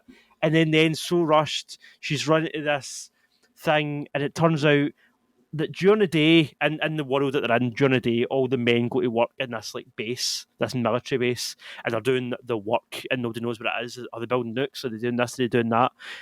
No, that's actually them getting up during the night next to their partner who's comatose in this dream, and then changing the bedpan, changing the nappy, cleaning them up, like all this horror. It shows you this pure like dingy apartment at midnight, and he's like basically wiping Florence's his bum, and you're like, ugh. And then Ah, and what then the he fuck? puts his magic glasses back on and he lies back down, and then he's Mr. Big Shot again. He's wearing a suit, and he's and it's like so he has no life outside of this and no real money outside of this. It's just I don't know. Simulation. It's so like, and it's trying to be like, oh, toxic masculinity. If we don't do anything about it, this is what young men are going to eventually be like, and it just all seems a bit quaint and a bit like, I don't know, like you're being spoon fed this like narrative of this, as if it's some deep, insightful thing, and it's just. This is a Matrix, but I've seen it done better a million times. Do you know what I mean? Like, I wasn't expecting that. No. yeah, I don't know. It's not a good movie. It's not a good ending, and it's a shame because I feel like in terms of movies with a brilliant performance trapped in them, better than the movie itself. Florence Pugh is incredible in this. Like her performance and her breakdowns and her emotional moments, absolutely spot on. Like one of the best Yeah. actresses working, It's and it's kind of just weird such to a think waste. like Do you know what I mean? It's like 20 that years could after be the a better film. Matrix, let's just do the Matrix again. Or use that Mm. same twist. Yeah. And it also feels, it kind of feels like I know that these things aren't written in order and they're not filmed in order, but it does sort of feel like they were making it up as they went along. And then they got to the last Really? 10 minutes of the script and they went, shit, we need an ending. The Need something Matrix is shocking. on the TV and they're like, that'll do. Like, just put in the Matrix. Like, that's how it feels when you're That's watching the it. end. It feels so like rushed and just crammed in, like, it's not a simulation, bye! And then the film just ends and you're like, what? Yeah, that is weird. Because it's not even what like, a you know, letdown. it's kind of like just making a film and putting, well, from the way you're saying it anyway, kind of like just putting well, yeah, just make it that he was a ghost the whole time. Yeah, or it was a dream the whole time. Yeah, exactly. Like, Yeah. Yeah, it's just I felt like That'd be a the worst film ever. Oh, it's a dream. It's a dream. Yeah. I love this have some guy just really nonchalantly at the very end of the film going, "Oh, what a weird dream." But make the film so fucking like dramatic, well written, all these actors and stuff like. It's just Or no, like a real dream. Just before the conclusion, they just wake up. It's like, all right, credits roll. yeah. Wakes up. I would do that. I would do that now. Has anybody else, Just before knock we out people. sort of head towards the wrap up, has anybody else got any disappointments that they want to throw out? Have any of you watched the Amsterdam movie? No, I heard it wasn't great. Yeah, I could only watch the first 5 minutes of it. It was. What's the credits? And then you just saw Christian Bale, and like, oh, fuck this. Because I was kind of like when you were watching that you were getting tired and I put it on at a wrong time and I've just not got back to it. But I was watching like recaps of like Jeremy Jones and stuff like that, and apparently it's got a really bad. Like it's no good for Margot Robbie this year. No. She was in Babylon, and then that Amsterdam movie, and they're both. Suicide Squad made no money. Suicide Squad was a flop. Even though it was. She's Barbie coming out next year. She'll be great. Oh, she'll be fine. She'll get. I do think there's quite a lot riding on that though. I think not just for her, but just in general. Ryan Gosling. I don't know. It's what's her face? Greta Gerwig. I'd say it'd do just fine. Yeah, but I think that's why I'm interested in it. Like, if it was just a generic kind of Mattel movie, I wouldn't care about the fact. But like Greta Gerwig is. It's also a great. I mean, I'm not really a big fan of her movies, but it's a great trailer. Great trailer. I've actually seen the trailer. It's only recently out. Yeah, it came out about a month ago. It's like sorry, yeah, it's like but it's not really a story trailer. No, it's like Stanley Kubrick. It's like 2001. Yeah, great trailer. Like great marketing. The Barbie doll. I only watch good stuff, so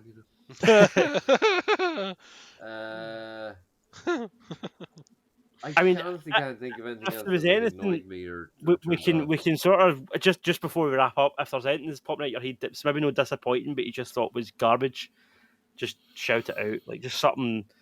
I mean, don't say Morbius because we all know Morbius was shit. But yeah, I love this. It's actually hard for me to say this. I really loved this, but I thought Predator could have done something better. See, Prey this year. I was really loving. You were fucking loving it like 2 I weeks was. ago. I know, but it's like the same thing with Obi-Wan Kenobi. I've reviewed it again and thinking. Prey was on. Fuck yeah. Prey was on my list, but I feel like for me, Love and Thunder and Don't Worry Darling are the two moments for last year that were like disappointments. So that's why I put them on. Because that Prey I didn't really care about, and then I just heard it was really good. I really cared about it because I was like, oh, it's going to be the next Arnie. Like it's going to be the next Predator coming back, and I don't know if it's done that. So probably not. They'll do another one. I mean, it done well. People liked it. Hopefully, what I'm hoping is now, whenever something like that happens and something comes out and it's this big thing and I didn't really connect with it, I just hope to make a sequel and I feel more that way inclined about the sequel than what people, I get that feeling from the sequel that people got for the first one, kind of thing. And I feel like, I don't know, I've noticed it happen a few times that kind of puts me outside of the majority a lot of the time.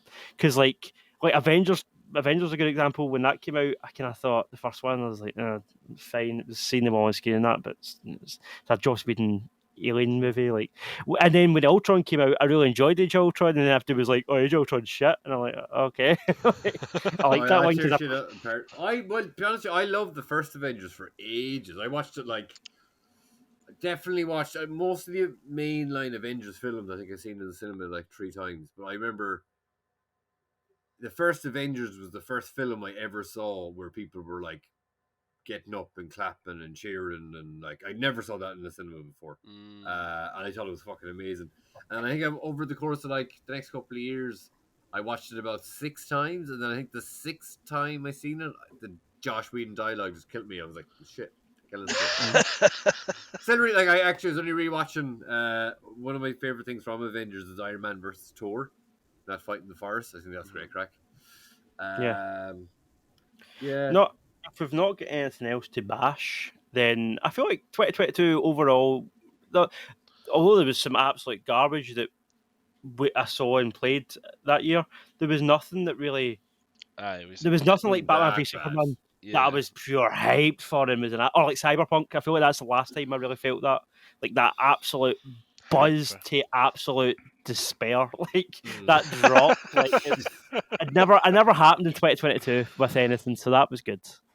So let's see what Yeah. let's see what happens to me this year when shit comes out and I'm raging about it. Just 2023. So are we done with the top pick? Yeah. The pick Sure, case yeah, this yeah, week, I just want to show off my well, they're not actually new. Well, one of them's a new figure, but one is an older figure. So I got this custom cape that probably cost me more than this actual figure of Magneto did. Well, it was like 35. The figure was like 20 something or whatever. Mate, you should have just But- bought a pocket square. You'd have been cheaper. You Bought a know, pocket square. take it back, but later. this is like this is cable on the inside of it, so you can close it and shit. I am the night. I am Batman. No. So yeah, so this collar bit, this is a very distinctive Magneto collar, actually came out of like a plastic one, and I had to chop it off. But I was terrified to super glue this cape onto that, and I thought I'd have to fix it at the back, but it kind of just hangs there. It works. It's pretty fucking sweet. And then I got this figure, which actually was where I got the confidence to start using the super glue. Because I mentioned this also. So tentacles first. So this Doc Ock, who comes with, so they're like USB cables. And then so I bought it off a guy online, and then these are the claws that actually came with it in the first place.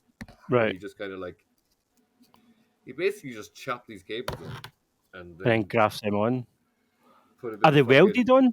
Or no, are they? they're only fucking. That's only like a bit of masking tape or something. Okay. And then they just have the little, because on the original thing that just pops onto it. So it kind of holds them. I don't know. I don't think I'd bother super gluing that. But then I just put them in his back, and there's these cables fit in, and they're like, it's kind of hard to see, but these cables are made of like a skinnier piece of wire and then a kind of flatter piece.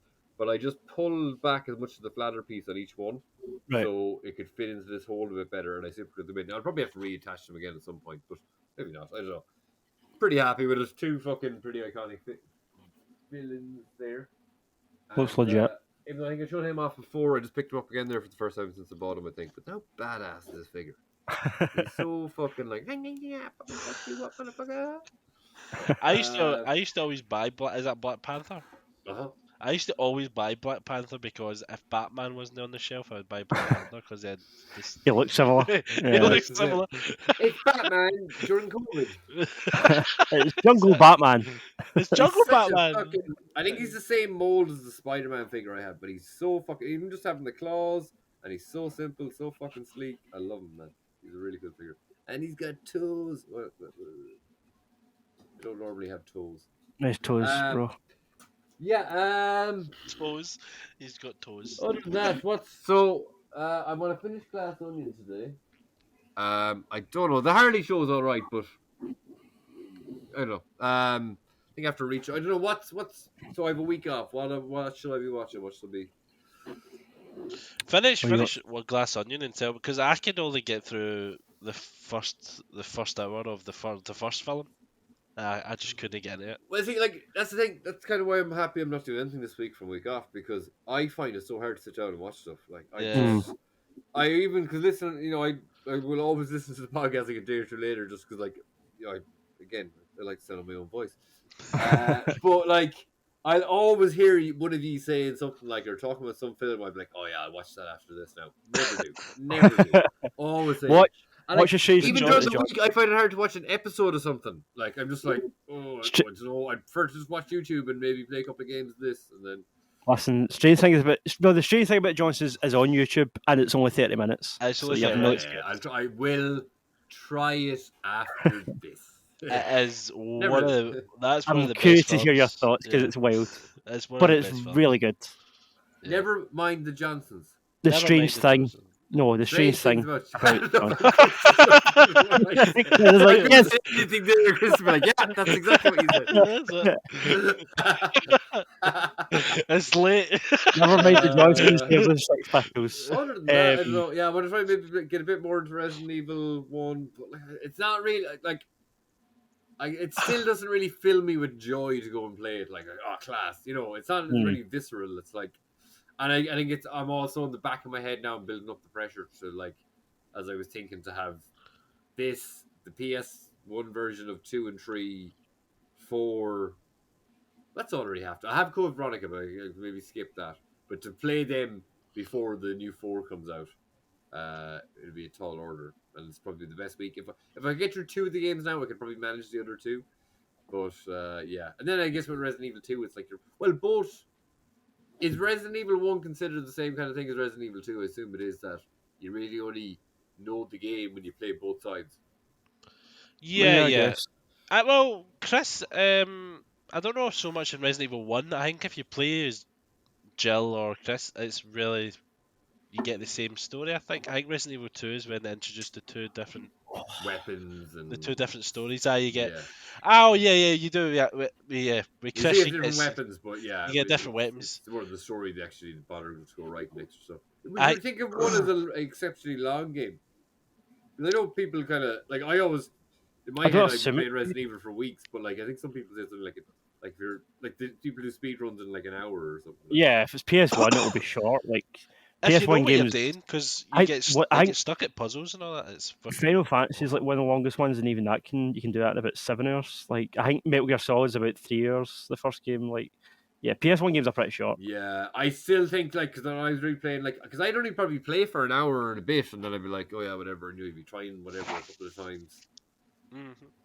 So I think I don't know if when I ever see that on a game, oh, it's this amount of hours, I'm like, probably gonna take me about 3 times that, just because I take my time with them, or Yeah. I don't know why. I think at a certain point when I was younger, before we used to play like multiplayer games, I used to, like, you think you're good at a game, but then you actually have to play against someone else. It's like it's a whole different concept. Like,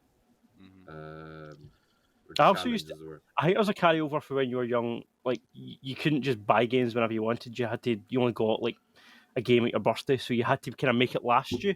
So like instead of just blasting through the game, I'd be listening to all the dialogue, picking up all the collectibles, like try to get all the achievements. I think Whereas I now, do that kind of stuff.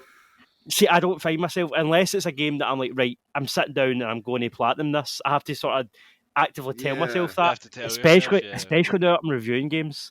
Like, I don't know if I've said this in the podcast, but I think I did actually say this. My method for reviewing games, I play one level on medium and then just hit easy. And that does feel a bit cheap sometimes, because you're like, oh, I used to, if this game came out 20 years ago, I'd spend 50 hours just in this one game. But now I'm like, right, I've 2 nights to play this and review it, and it just seems like you're kind of doing somebody down the road's getting a disservice done. I don't know. Yeah, it depends on the game. Like I've never platinumed the game, and I don't always really go out of my way to do absolutely everything. But I'd probably do most things if I'm coming across them. If it's just a normal game, like obviously, I said to myself, look, I'm going to platinum that Spider-Man.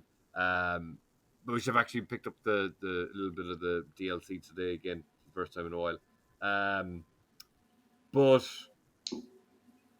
like I'll do most things, but I'm like, I was never one for going back and completing the game and all the different level things. Like I can't even think of any games where I've actually played the whole way through on hard. Well, talking about Resident Evil 2, the platinum for that was insane. There was a trophy where you had to complete the game in less than 14,000 steps. Yeah. So like you had to like choose the moments where you stood. You had to basically every level you'd have to position Leon in a position where he can shoot all the zombies without moving. So you would have the zombies come to you, but somewhere that you're not going to get cornered.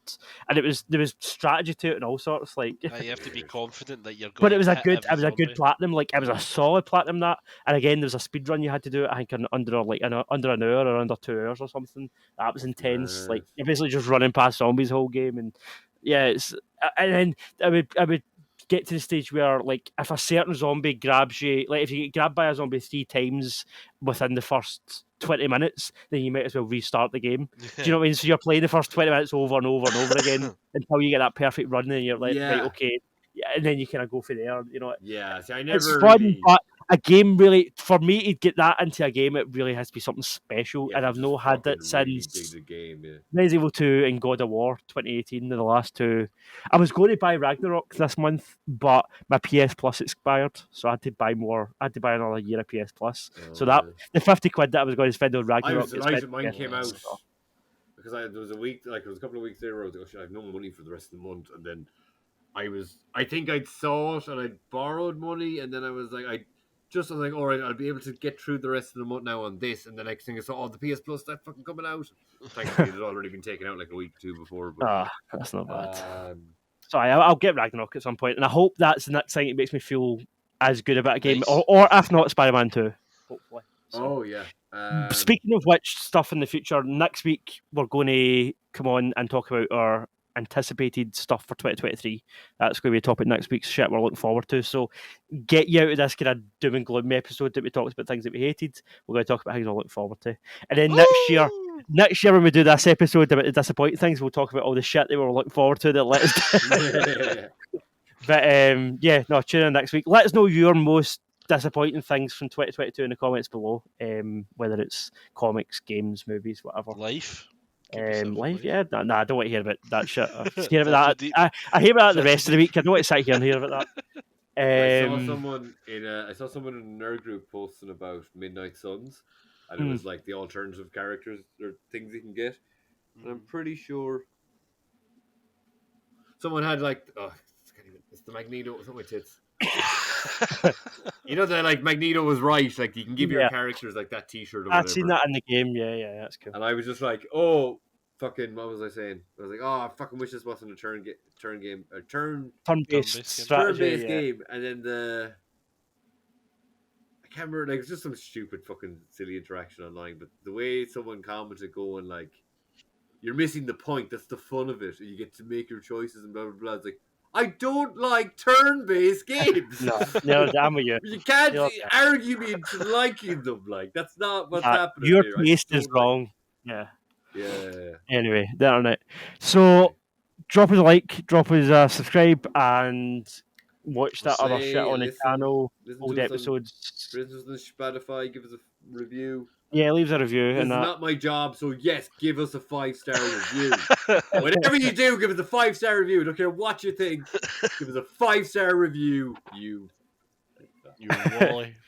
And that's what I'm saying about my podcast. I'm doing my job. I don't know what's happening with Twitter and Instagram getting updated, but follow us there, Facebook, all those other social media TikTok, spots. We don't have one yet, but I'm going to make one because I'm getting back into making silly TikTok videos about stuff. Jerd at Jerd-noise on TikTok. Oh, you're on TikTok? No. Nice. Yeah.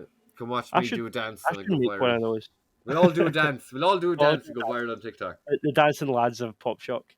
Anyway, the dancing heads. That's what it be. Thanks for joining us on a Monday evening. I always appreciate a weeknight episode. No, but I'm just speaking to you. I do. I feel it. Cheers for braving that, even though you're dying. I hope you're feeling better next week, man. Oh, but regardless, whether we're hanging or no, we'll be here to talk about some bullshit next week. So, until then, Daddy's got a brand new SmackDown. Daddy's got a brand new SmackDown. I don't care, mate. The page thing's done. See you next page. I was waiting for that. I forgot about that.